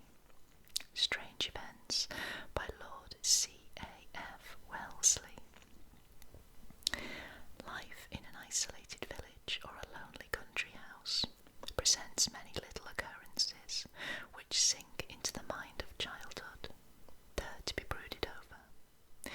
No other event may have happened or be likely to happen for days to push this aside before it has assumed a vague and mysterious importance. Thus, children leading a secluded life are often thoughtful and dreamy. The impressions made upon them by the world without, the unusual sights of earth and the sky, the accidental meetings with strange faces and figures, rare occurrences in those out-of-the-way places, are sometimes magnified by them into things so deeply significant as to be almost supernatural. This peculiarity I perceive very strongly in Charlotte's writings at this time. Indeed, under the circumstances, it is no peculiarity.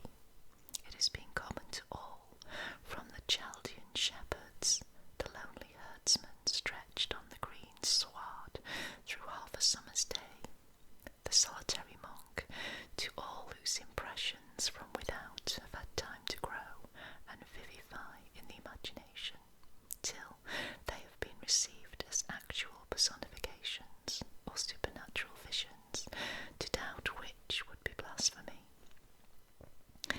To counterbalance this tendency in Charlotte was the strong common sense natural to her and daily called into exercise by the requirements of her practical life. Her duties were not merely to learn her lessons, to read a certain quantity, to gain certain ideas. She had, besides, to brush rooms, to run errands, to help in the simpler forms of cooking, to be by turns playfellow and monitress to her younger sisters and brother, to make and to mend and to study economy under her careful aunt. Thus we see that, while her imagination received powerful impressions, her excellent understanding had full power to rectify them before her fancies became realities. On a scrap of paper she has written down the following relation. June 22nd, 1830, 6 o'clock p.m, Haworth, near Bradford. The following strange occurrence happened on the 22nd of June, 1830. At that time Papa was very ill, confined to his bed, and so weak that he could not rise without assistance. Tabby and I were alone in the kitchen, about 9:30 ante-meridian. Suddenly we heard a knock at the door. Tabby rose and opened it. An old man appeared standing without, who accosted her thus. Old man, does the parson live here? Tabby, yes. Old man, I wish to see him. Tabby, he is poorly in bed. Old man, I have a message for him. Tabby, who from? Old man, from the Lord. Tabby, who? Old man, the Lord. He desires me to say that the bridegroom is coming, and that we must prepare to meet him, that the cords are about to be loosed, and the golden bowl broken, the pitcher broken at the fountain. Here he concluded his discourse and abruptly went his way. As Tabby closed the door, I asked her if she knew him. Her reply was that she had never seen him before, nor anyone like him, though I am fully persuaded that he was some fanatical enthusiast, well-meaning perhaps, but utterly ignorant of true piety. Yet I could not forbear weeping at his words, spoken so unexpectedly at that particular period. Though the date of the following poem is a little uncertain, it may be most convenient to introduce it here. It must have been written before 1833, but how much earlier there are no means of determining. I give it as a specimen of the remarkable poetical talent shown in the various diminutive writings of this time, at least in all of them which I have been able to read. The Wounded Stag. Passing amid the deepest shade of the wood's sombre heart, last night I saw a wounded deer laid lonely and apart. Such light as pierced the crowded boughs, light scattered scant and dim, passed through the fern that formed his couch and centred full on him. Pain trembled in his weary limbs, pain filled his patient eye, pain crushed amid the shadowy fern, his branchy crown did lie. Where were his comrades, where his mate, all from his deathbed gone? And he thus struck and desolate, suffered and bled alone. Did he feel what a man might feel, friendless and sore distressed? Did pain's keen dart and grief's sharp sting strive in his mangled breast? Did longing for affection lost bob every deadly dart? Love unrepaid and faith betrayed, did these torment his heart? No, leave to man his proper doom. These are the pangs that rise around the bed of state and gloom, where Adam's offspring dies. And that is the end of chapter 5. Thank you so much for joining me. This has been Kate at the Library of Whispers saying I shall see you very soon. Bye bye for now. Bye bye.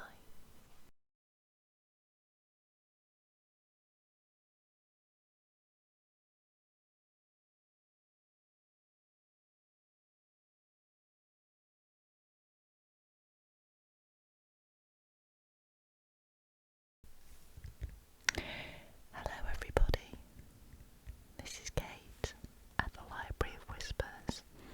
Today we're going to look through this gorgeous library book. It's all about the famous writers, the Bronte sisters. Here they are. This is from a series called Writers in Britain.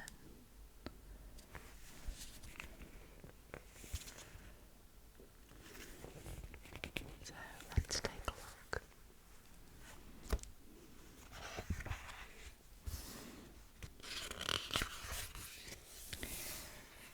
I'm going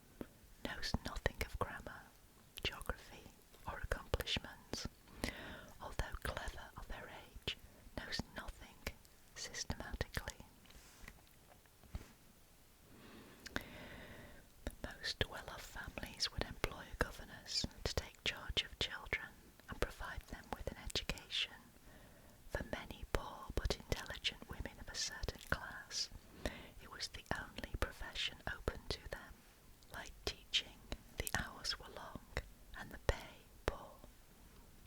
Having difficult and unruly children to deal with made it far worse. In her first job as a governess, Anne Bronte is said to have tied two of the children to a table leg to make them do their lessons. Not surprisingly, she was dismissed.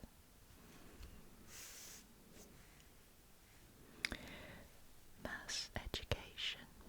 During most of the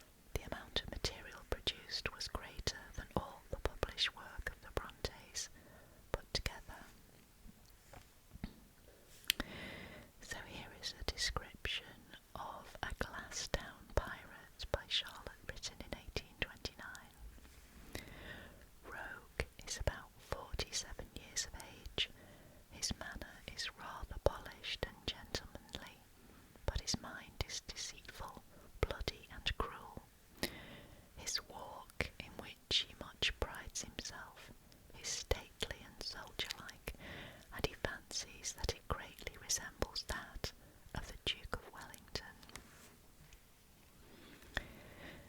Charlotte and Branwell were the leading players in the Glasstown stories. Around 1834, Emily and Anne created their own kingdom of Gondal. The writing was a mix of stories and poems. The juvenile writing of the Brontes continued into adulthood. Emily and Anne were still adding to the Gondal saga in 1845, when Anne was 25 and Emily 27. Only 2 years later, Jane Eyre, Wuthering Heights, and Agnes Grey were published. And now down here we have some of the little books that were written by the Bronte children. Spelling. The Brontes were not particularly skillful in spelling and punctuation. This is an extract from Emily and Anne's diary for November 24th, 1834. Emily was 16 and Anne 14. It is past 12 o'clock. Anne and I have not tidied ourselves. Now ourselves is spelt without an E at the end before the S. Done our bed, work or done our lessons, and we want to go out to play. No full stop. We are going to have for dinner boiled beef turnips, potatoes and apple pudding. The kitchen, spelt incorrectly, in every untidy state instead of every untidy state. Anne and I have not done our music exercise, which consists of B major, spelt incorrectly. Tabby said on my putting a pen in her face, "Yeah, bitter battering there instead of piling a potato." I think that means peeling. I answered, "Oh dear, oh dear, oh dear. I will directly with that I get up, take a knife and begin pilling or peeling." So I don't know whether you can tell, but there's lots and lots of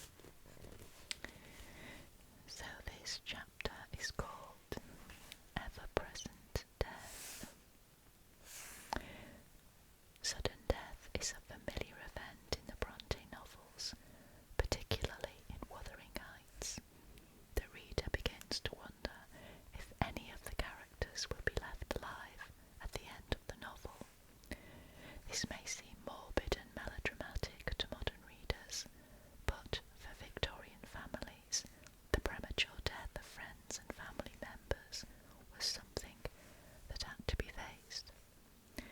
By the time Emily published Wuthering Heights, she had already lost her mother and her two eldest sisters, Elizabeth and Maria. The year following its publication, she herself died,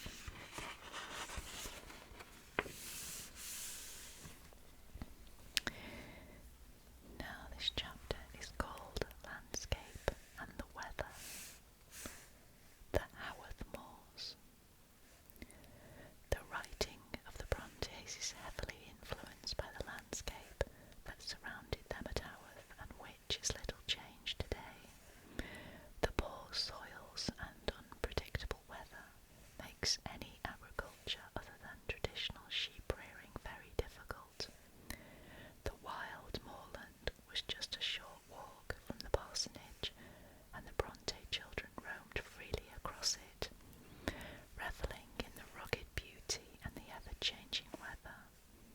The landscape, untouched by industry or farming, represented a complete contrast to the life at the parsonage, with its sense of order and routine. Here they could see demonstrated for them the romantic idea that humankind represented order and reason, while the natural world, savage and unpredictable, was in conflict with it. Human beings were rational creatures, and yet inside them their dangerous animal nature lurked. In their exploration of the moors, the Brontes were able to throw off the shackles of their restricted lives and taste freedom.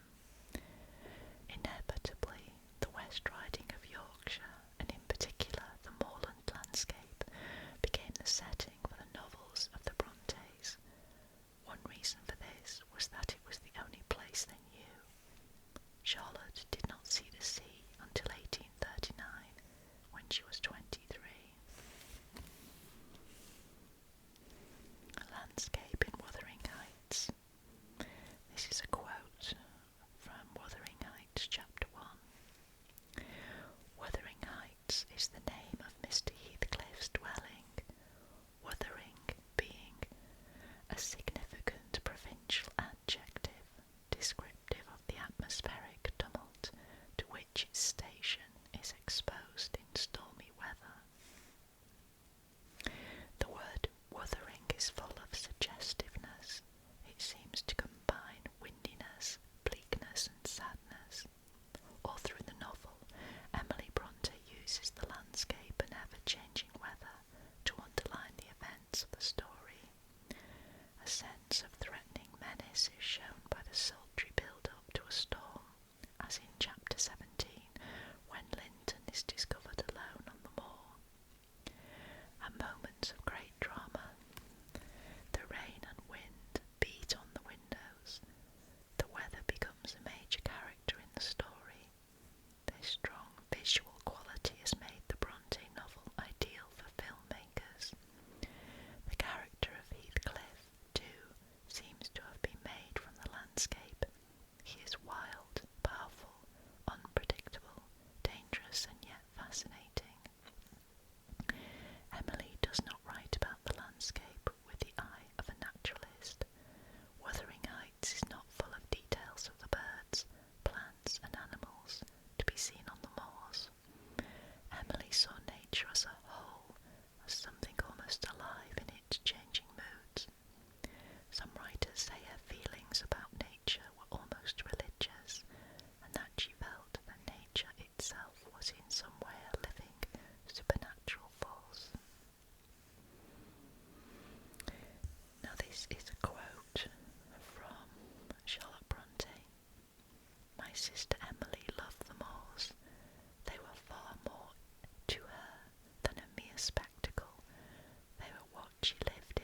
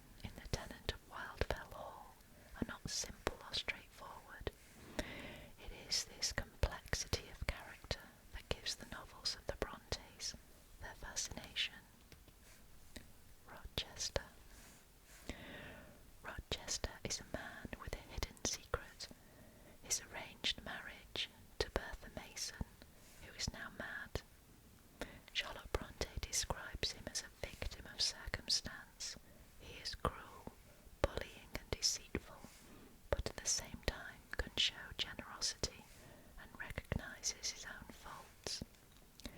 I could reform. I have strength yet for that, says Rochester. But where is the use of thinking of it, hampered, burdened, cursed as I am? Besides, since happiness is irrevocably denied me, I have a right to get pleasure out of life, and I will get it, cost what it may. His desire to possess Jane on his terms shows his selfishness, and yet he clearly loves her. At the end of the novel, his attempts to save the life of the mad Bertha in the fire at Thornfield show him to be neither selfish nor self-indulgent, a true hero. In her description of Rochester's blindness, Charlotte makes use of the experience of her father, who became blind with cataracts and was nursed by Charlotte while she was writing Jane Eyre. Following a painful operation without anaesthetic, Patrick Bronte, like Rochester, regained his sight. This is a quote from Charlotte Bronte. Mr. Rochester has a thoughtful nature and a very feeling heart. He is neither selfish nor self-indulgent.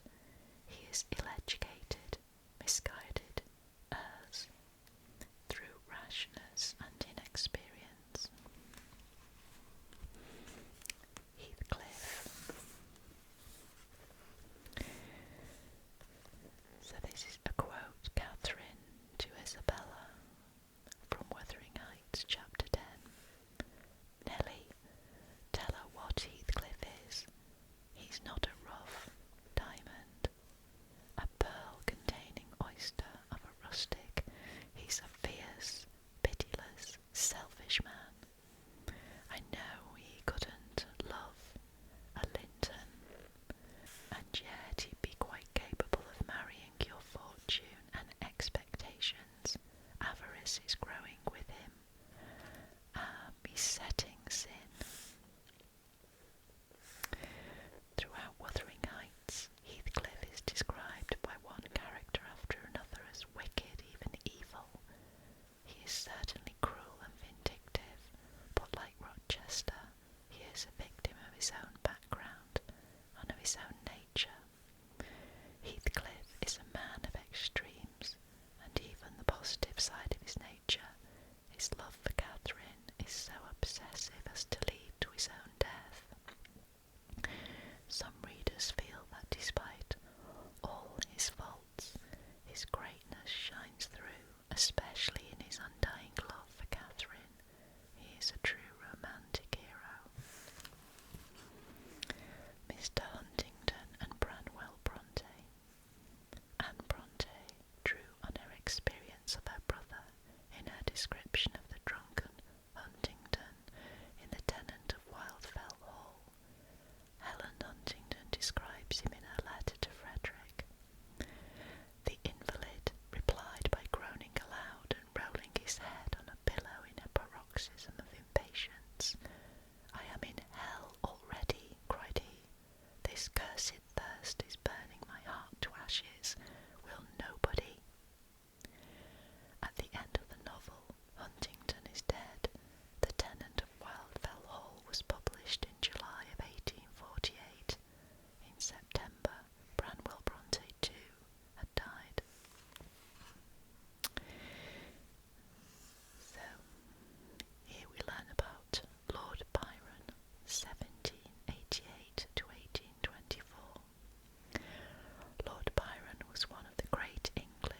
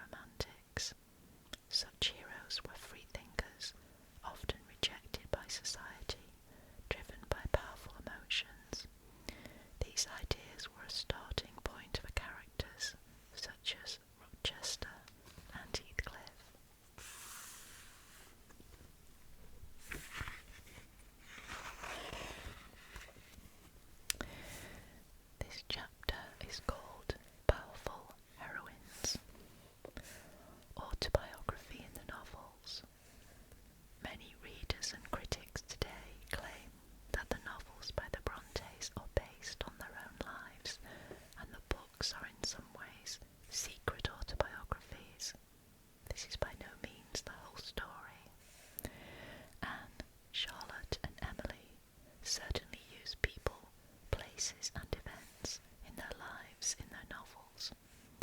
It is important to remember, though, two other vital ingredients: imagination and the ability to tell stories.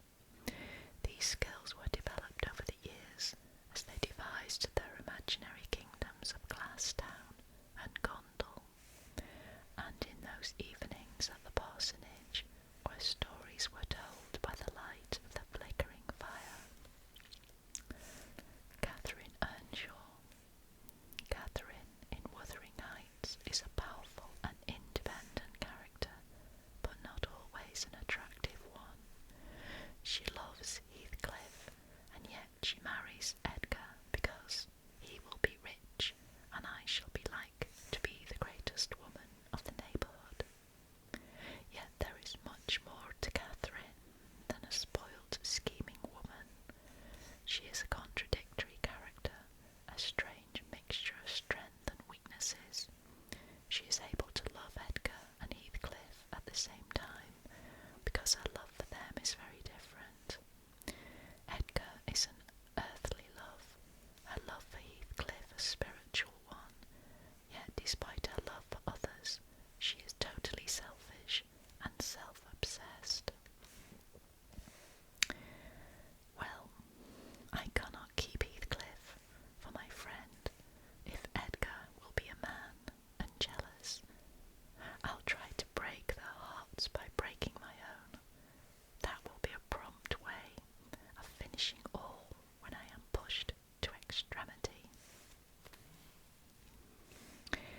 In the end, she betrays both men with the most selfish act of all. She brings about her own death. Emily Bronte was not at all like Catherine, but she too was a complex character. One side of her nature was deep and thoughtful. She was also a highly practical woman, effectively running the household at the parsonage. Mrs. Gaskell describes Emily busily making bread, which was always light and excellent, with a book propped up on the kitchen table. Jane Eyre. Like her sister, Charlotte Bronte used one of her characters, in this case Jane Eyre, to express some of her own ideas. These were, though, much more worldly. Charlotte was interested in the issues of her time. Through Jane, she challenged the view that one class was by nature better than another, and showed that the social order of the time was unjust and unfair. But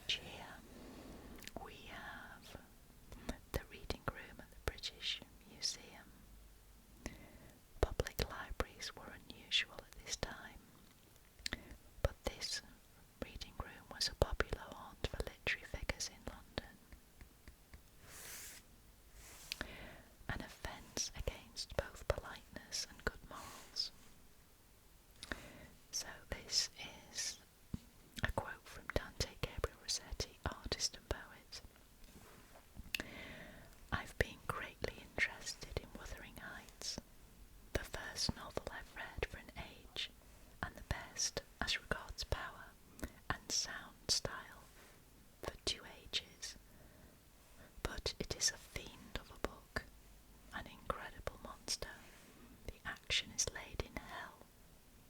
Only it seems places and people have English names there. The reviews of Wuthering Heights were mixed. Many reviewers thought that there was far too much violence and horror. Some were shocked that expletives such as damn were written out in full. The usual practice was to use only the first letter, D. There was a feeling that literature shouldn't be about real life at all. It is the province of an artist to modify and in some cases refine what he beholds in the ordinary world, said another reviewer.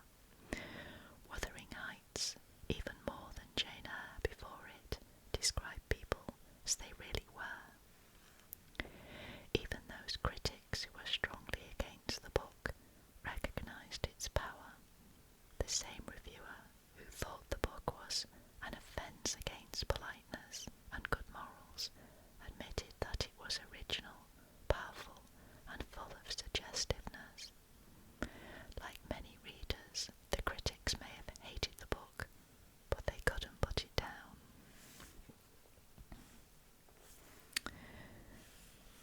The Yorkshire dialect. "And so you've been mothering on him," exclaimed Joseph, lifting his hands and eyes in horror. "If ever I seed a seat like this." That's from Wuthering Heights, chapter 17.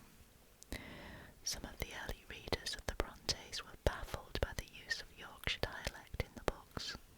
The Brontes would have heard this from the local people, and especially from Tabitha Ackroyd, their much-loved Yorkshire servant. The Brontes did not speak a Yorkshire dialect themselves. Writers at the time say they had Irish accents, which they acquired from their father. Other writers. The comments that writers most like to hear are those of other authors. The great novelist and historian Thackeray wished he hadn't been sent a copy of Jane Eyre. He was very busy with his own work, but he couldn't stop reading it. He claimed that some of the love passages made him cry, to the astonishment of his servant when he came in to make up the fire. George Eliot was less enthusiastic. She thought the dialogue was written in a rigid, over-formal manner, more like police reports than a novel. And here is an image of George Eliot, whose real name was Mary Ann Cross.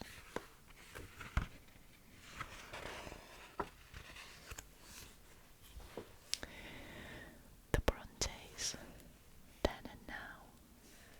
The Life of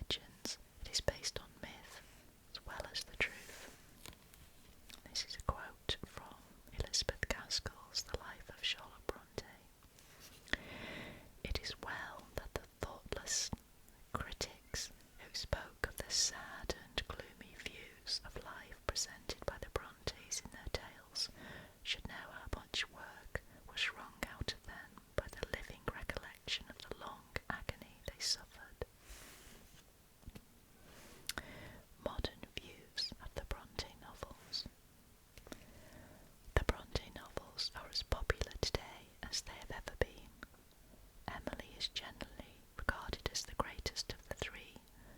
The themes of love and death, goodness and evil in Wuthering Heights will always fascinate readers. In recent years, the novels of Charlotte and Anne have been seen as important in the development of the feminist movement, which has led to increasing popularity and critical study of Jane Eyre and the Tenant of Wildfell Hall. The weaknesses in the novels, the over-wordy dialect, the disjointed and over-dramatic plots, are recognised today just as they were by the early reviewers. What is recognised now, far more than then, is the honesty of the novels. They attempted to portray people as they really were, without the gloss of conventionality and good taste expected of novels of the period. Bronte mania. Haworth is still a difficult place to reach, although it can no longer be described as off the beaten track. The track to Haworth has been well and truly beaten. It is second only to Shakespeare's Stratford in popularity as a literary site. These visits started soon after the publication of the life of Charlotte Bronte. Even then, local shopkeepers were cashing in by selling photographs of Patrick Bronte. Today, this has turned into an industry. Some visitors see this as unpleasant commercialism, and the Brontes would hardly recognise Haworth today. Even so, for the true Bronte enthusiast, a visit to the parsonage with its museum and to the unchained landscape of the moors will help them to understand the background to the genius of an extraordinary family.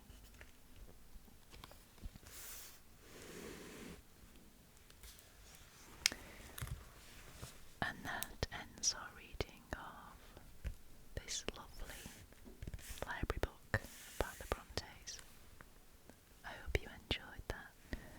This has been Kate at the Library of Whispers saying I shall see you very, very soon. Bye-bye for now. Bye-bye.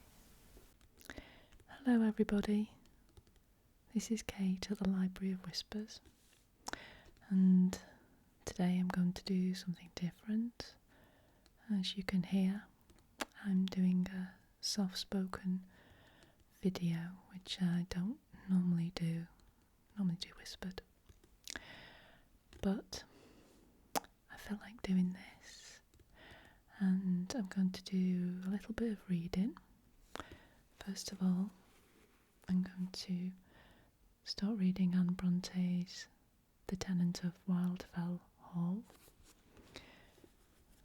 and then I'm going to do a little bit of Charlotte Bronte's Shirley. So, let's begin with The Tenant of Wildfell Hall.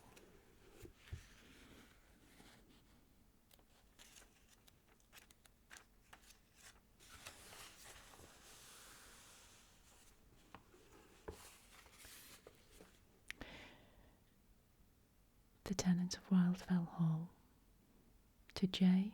Halford, Esquire. Dear Halford, when we were together last, you gave me a very particular and interesting account of the most remarkable occurrences of your early life, previous to our acquaintance, and then you requested a return of confidence from me. Not being in a story-telling humour at the time, I declined, under the plea of having nothing to tell, and the like shuffling excuses which were regarded as wholly inadmissible by you, for though you instantly turned the conversation, it was with the air of an uncomplaining but deeply injured man, and your face was overshadowed with a cloud which darkened it to the end of our interview, and for what I know, darkens it still, for your letters have, ever since, been distinguished by a certain dignified, semi-melancholy stiffness and reserve that would have been very affecting if my conscience had accused me of deserving it. Are you not ashamed, old boy, at your age, and when we have known each other so intimately for so long, and when I have already given you so many proofs of frankness and confidence, and never resented your comparative closeness and taciturnity? But there it is, I suppose. You were not naturally communicative, and you thought you had done great things and given an unparalleled proof of friendly confidence on that memorable occasion, which doubtless you have sworn shall be the last of the kind, and you deemed that the smallest return I could make for so mighty a favour would be to follow your example without a moment's hesitation. Well, I did not take up my pen to reproach you, nor to defend myself, nor to apologise for past offences, but if possible, to atone for them.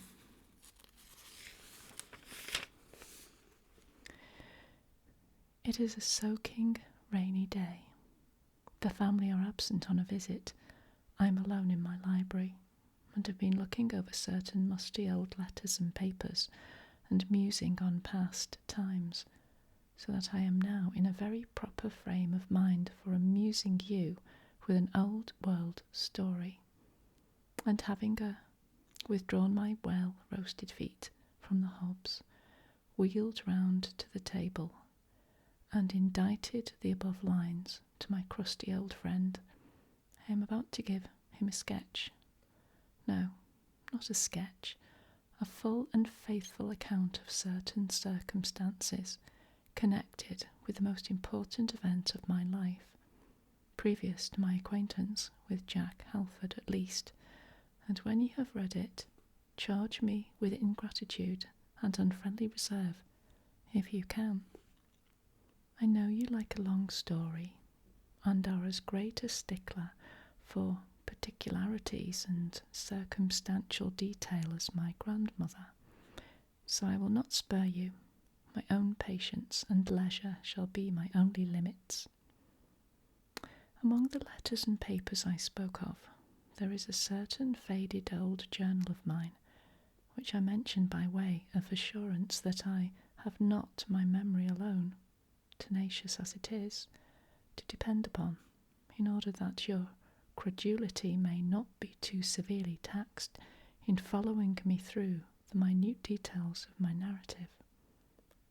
To begin then, at once, with chapter first, for it shall be a tale of many chapters. Chapter 1. A Discovery. You must go back with me to the autumn of 1827. My father, as you know, was a sort of gentleman farmer in Yorkshire, and I, by his express desire, succeeded him in the same quiet occupation, not very willingly, for ambition urged me to higher aims, and self-conceit assured me that, in disregarding its voice, I was burying my talent in the earth and hiding my light under a bushel. My mother had done her utmost to persuade me that I was capable of great achievements, but my father, who thought ambition was the surest road to ruin, and change but another word for destruction, would listen to no scheme for bettering either my own condition or that of my fellow mortals. He assured me it was all rubbish, and exhorted me with his dying breath to continue in the good old way, to follow his steps and those of his father before him, and let my highest ambition be to walk honestly through the world, looking neither to the right hand nor to the left, and to transmit the paternal acres to my children in at least as flourishing a condition as he left them to me. Well, an honest and industrious farmer is one of the most useful members of society, and if I devote my talents to the cultivation of my farm and the improvement of agriculture in general, I shall thereby benefit not only my own immediate connections and dependents, but in some degree mankind at large, hence I shall not have lived in vain. With such reflections as these, I was endeavouring to console myself as I plodded home from the field one cold, damp, cloudy evening towards the close of October. But the gleam of a bright red fire through the parlour window had more effect in cheering my spirits and rebuking my thankless repinings than all the sage reflections and good resolutions I had forced my mind to frame. For I was young then, remember, only 24, and had not acquired half the rule over my own spirit as I now possess, trifling as that may be.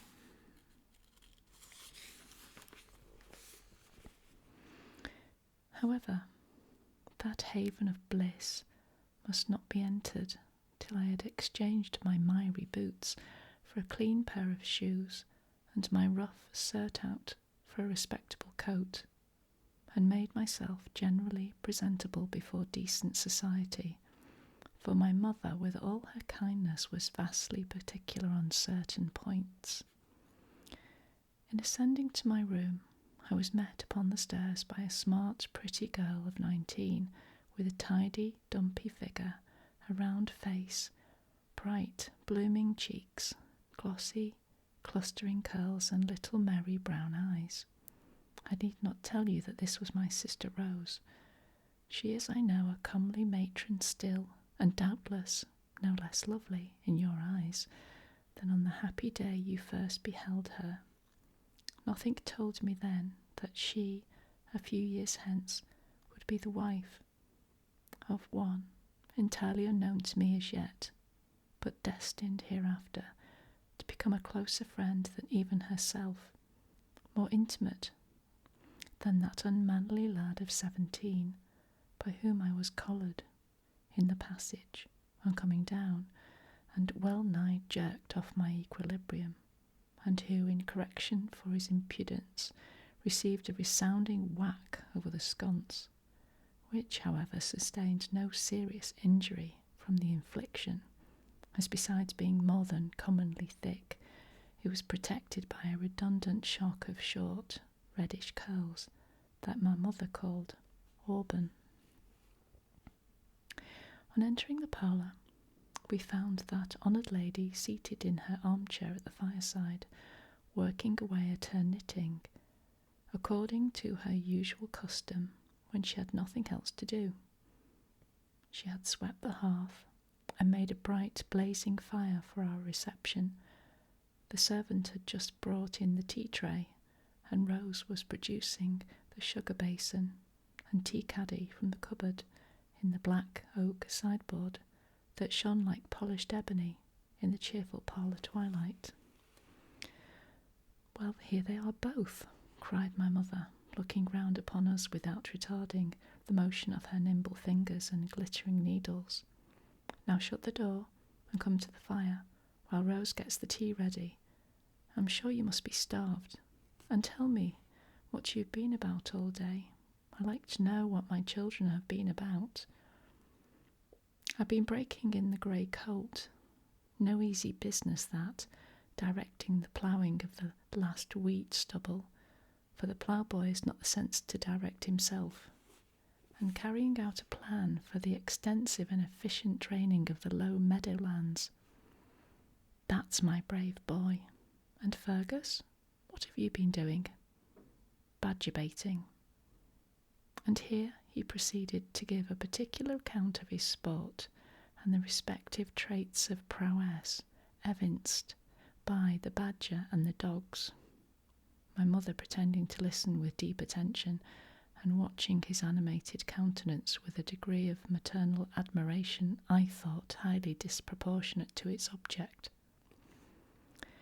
"It's time you should be doing something else, Fergus," said I, as soon as a momentary pause in his narration allowed me to get in a word. "What can I do?" replied he. "My mother won't let me go to sea or enter the army, and I'm determined to do nothing else except make myself such a nuisance to you all that you will be thankful to get rid of me on any terms." Our parent soothingly stroked his stiff, short curls. He growled and tried to look sulky, and then we all took our seats at the table in obedience to the thrice repeated summons of Rose. "Now take your tea," she said, "and I'll tell you what I've been doing. I've been to call on the Wilsons, and it's 1,000 pities you didn't go with me, Gilbert, for Eliza Millward was there." "Well, what of her?" "Oh, nothing. I'm not going to tell you about her, only that she's a nice, amusing little thing, when she is in a merry humour, and I shouldn't mind calling her—" "Hush, hush, my dear, your brother has no such idea," whispered my mother, earnestly, holding up her finger. "Well," resumed Rose, "I was going to tell you an important piece of news I had there. I've been bursting with it ever since. You know it was reported a month ago that somebody was going to take Wildfell Hall, and what do you think? It has actually been inhabited about a week, and we never knew." "Impossible," cried my mother. "Preposterous," shrieked Fergus. "It has indeed, and by a single lady. Good gracious, my dear, the place is in ruins."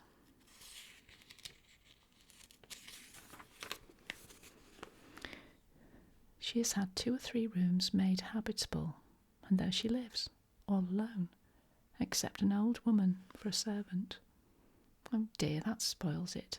I'd hoped she was a witch," observed Fergus, while carving his inch-thick slice of bread and butter. "Nonsense, Fergus. But isn't it strange, mamma?" "Strange? I can hardly believe it." "But you may believe it, for Jane Wilson has seen her. She went with her mother, who, of course, when she heard of a stranger being in the neighbourhood, would be on pins and needles till she had seen her and got all she could out of her. She is called Mrs. Graham, and she is in mourning. Not widow's weeds, but slightish mourning, and she is quite young, they say, not above 5 or 26, but so reserved.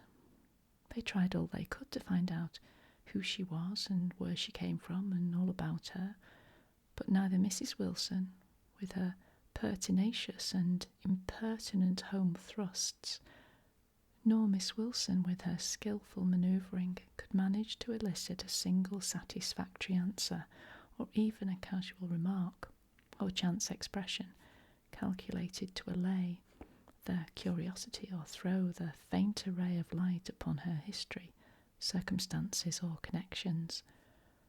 Moreover, she was barely civil to them, and evidently better pleased to say "goodbye" than "how do you do?"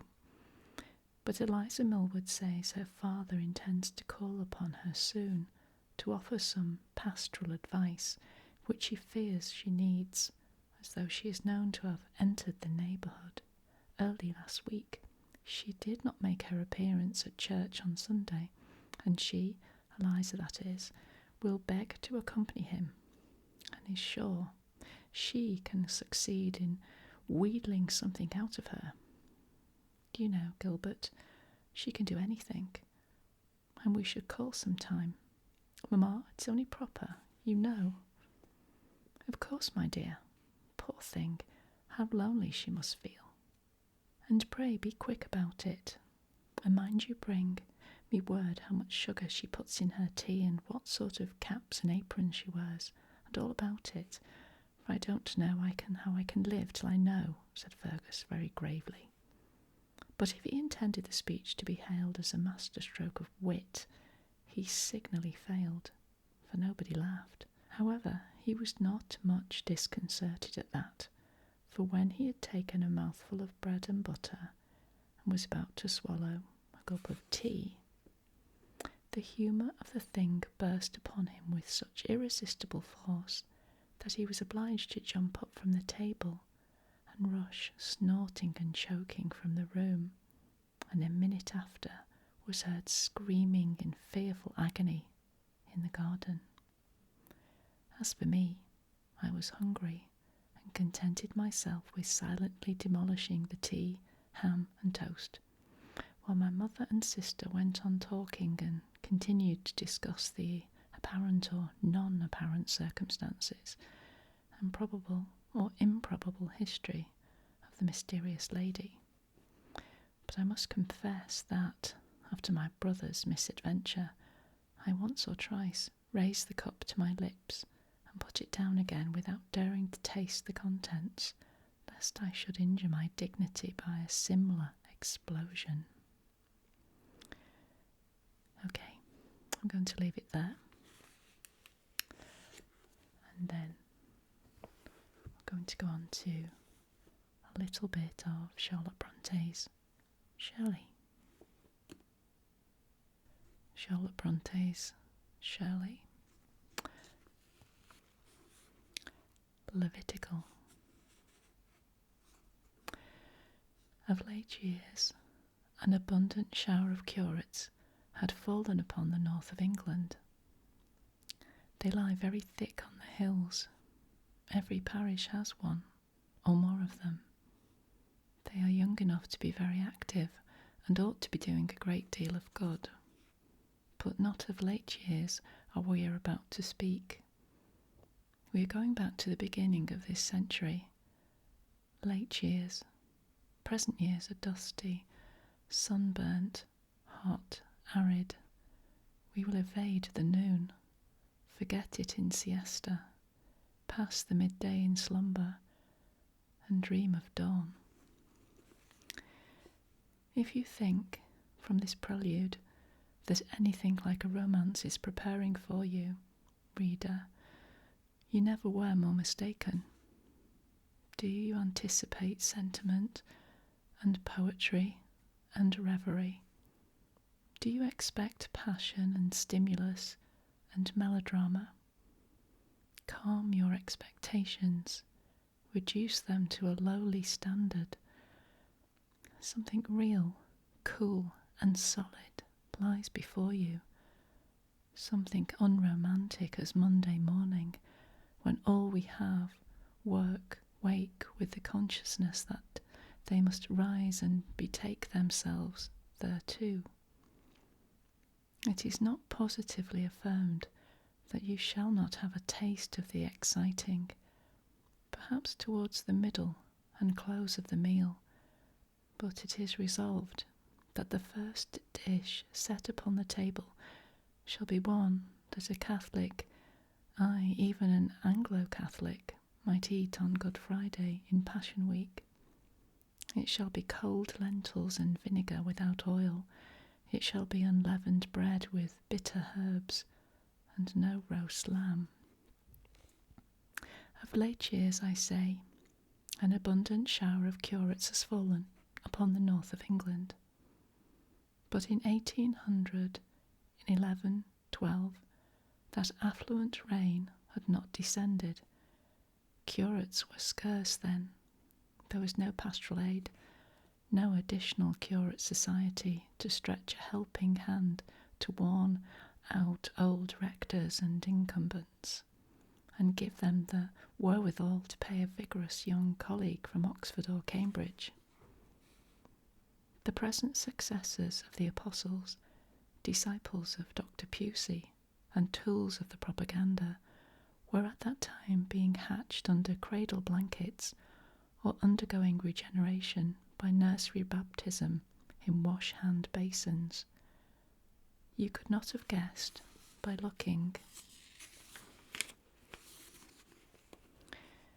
at any one of them, that the Italian ironed double frills of its net cap surrounded the brows of a preordained, specially sanctified successor of St. Paul, St. Peter or St. John, nor could you have foreseen in the folds of its long nightgown the white surplice in which it was hereafter cruelly to exercise the souls of its parishioners, and strangely to nonplus its old-fashioned vicar by flourishing aloft in a pulpit the shirts-like raiment which had never before waved higher than the reading desk.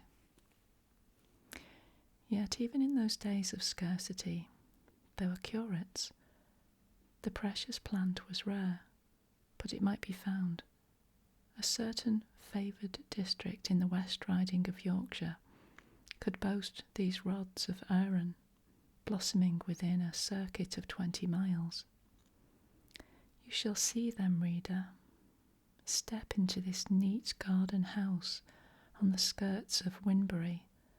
Walk forward into the little parlour. There they are at dinner. Allow me to introduce them to you. Mr. Don, a curate of Winbury. Mr. Malone, curate of Briarfield. Mr. Sweeting, curate of Nunley. These are Mr. Don's lodgings, being the habitation of one John Gale, a small clothier. Mr. Don has kindly invited his brethren to regale with him. You and I will join the party, see what is to be seen, and hear what is to be heard. At present, however, they are only eating, and while they eat, we will talk aside. These gentlemen are in the bloom of youth. They possess all the activity of that interesting age, an activity which their moping old vicars would fain turn into the channel of their pastoral duties, often expressing a wish to see it expended in a diligent superintendence of the schools, and in frequent visits to the sick of their respective parishes. But the youthful Levites feel this to be dull work. They prefer lavishing their energies on a course of proceeding which, though to other eyes it appear more heavy with ennui, more cursed with monotony, than the toil of the weaver at his loom, seems to yield them an unfailing supply of enjoyment and occupation. I allude to a rushing backwards and forwards amongst themselves, to and from their respective lodgings, not a round but a triangle of visits, which they keep up all the year round in winter, spring, summer and autumn. Season and weather make no difference. With unintelligible zeal they dare snow and hail, wind and rain, mire and dust, to go and dine or drink tea or sup with each other. What attracts them, it would be difficult to say. It is not friendship, for whenever they meet, they quarrel. It is not religion, the thing is never named amongst them. Theology they may discuss occasionally, but piety, never. It is not the love of eating and drinking. Each might have as good a joint and pudding, tea as potent and toast as succulent, at his own lodgings, as is served to him and his brothers. Mrs. Gale, Mrs. Hogg, and Mrs. Whip, their respective landladies, affirm that it is just for naught else but to give folk trouble. By folk, the good ladies of course mean themselves, for indeed they are kept in a continual fry by this system of mutual invasion. Mr. Don and his guests, as I have said, are at dinner. Mrs. Gale waits on them, but a spark of the hot kitchen fire is in her eyes. She considers that the privilege of inviting a friend to a meal occasionally, without additional charge, a privilege included in the terms on which she lets her lodgings, has been quite sufficiently exercised of late. The present week is yet but at Thursday, and on Monday Mr. Malone, the curate of Briarfield, came to breakfast and stayed at dinner. On Tuesday, Mr. Malone and Mr. Sweeting of Nunley came to tea, remained to supper, occupied the spare bed, and favoured her with their company to breakfast on Wednesday morning. Now on Thursday, They are both here at dinner, and she is almost certain they will stay all night. Ça n'est trop, she would say, if she could speak French. Mr. Sweeting is mincing the slice of roast beef on his plate and complaining that it is very tough. Mr. Don says the beer is flat. Aye, that is the worst of it. If they would only be civil. Mrs. Gale wouldn't mind it so much. If they would only seem satisfied with what they get, she wouldn't care. But these young parsons is so high and so scornful, they set everybody beneath their fit. They treat her with less than civility, just because she doesn't keep a servant, but does the work of the house herself, as her mother did before her. Then they are always speaking against Yorkshire ways and Yorkshire folk, and by that very token Mrs. Gale does not believe one of them to be a real gentleman, or come of gentle kin. The old parsons is worth a whole lump of college lads. They know what belongs good manners, and is kind to high and low. More bread, cries Mr. Malone, in a tone which, though prolonged, but to utter 2 syllables, proclaims him as once a native of the land of shamrocks and potatoes. Mrs. Gale hates Mr. Malone.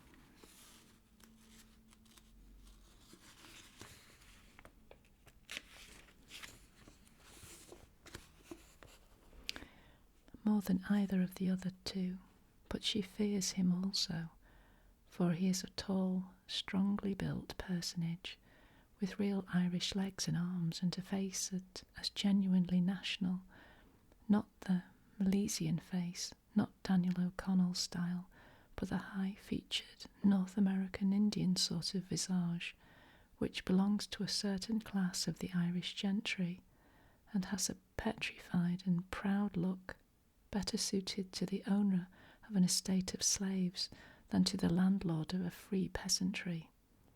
Mr. Malone's father termed himself a gentleman. He was poor and in debt, and besottedly arrogant, and his son was like him. Mrs. Gale offered the loaf. "Cut it, woman," said her guest, and the woman cut it accordingly. Had she followed her inclinations, she would have cut the person also. Her Yorkshire soul revolted absolutely from the manner of command. The curates had good appetites, and though the beef was tough, they ate a great deal of it. They swallowed, too, a tolerable allowance of the flat beer, while a dish of Yorkshire pudding and 2 tureens of vegetables disappeared like leaves before locusts. The cheese, too, received distinguished marks of their attention, and a spice cake, which followed by way of dessert, vanished like a vision and was no more found. Its elegy was chanted in the kitchen by Abraham, Mrs. Gale's son and heir, a youth of 6 summers. He had reckoned upon the reversion thereof, and when his mother brought down the empty platter, he lifted up his voice and wept sore. The curates, meantime, sat and sipped their wine, a liquor of unpretending vintage, moderately enjoyed. Mr. Malone, indeed, would much rather have had whisky, but Mr. Don, being an Englishman, did not keep the beverage. While they sipped, they argued, not on politics, nor on philosophy, nor on literature. These topics were now as ever totally without interest for them, not even on theology, practical or doctrinal, but on minute points of ecclesiastical discipline, frivolities which seemed empty as bubbles to all save themselves. Mr. Malone, who contrived to secure 2 glasses of wine when his brethren contented themselves with 1, waxed by degrees, hilarious after his fashion. That is, he grew a little insolent, said rude things in a hectoring tone, and laughed clamorously at his own brilliancy.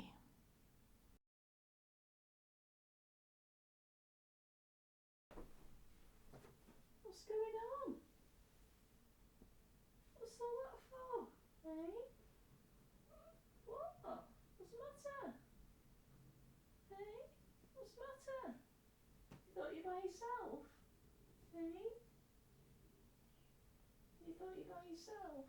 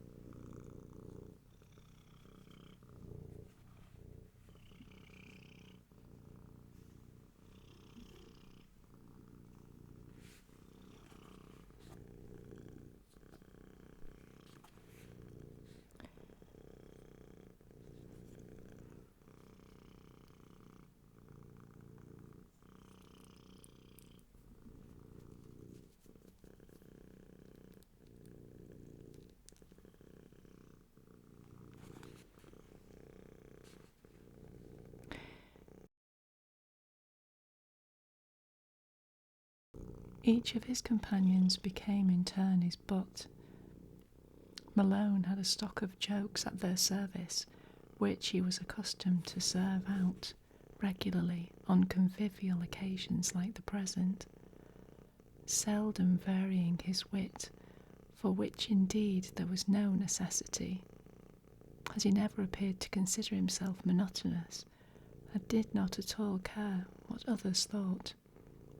Mr. Don he favoured with hints about his extreme meagreness, allusions to his turned-up nose, cutting sarcasms on a certain threadbare chocolate surtout, which that gentleman was accustomed to sport whenever it rained, or seemed likely to rain, and criticisms on a choice set of Cockney phrases and modes of pronunciation, Mr. Don's own property, and certainly deserving of remark for the elegance and finish they communicated to his style.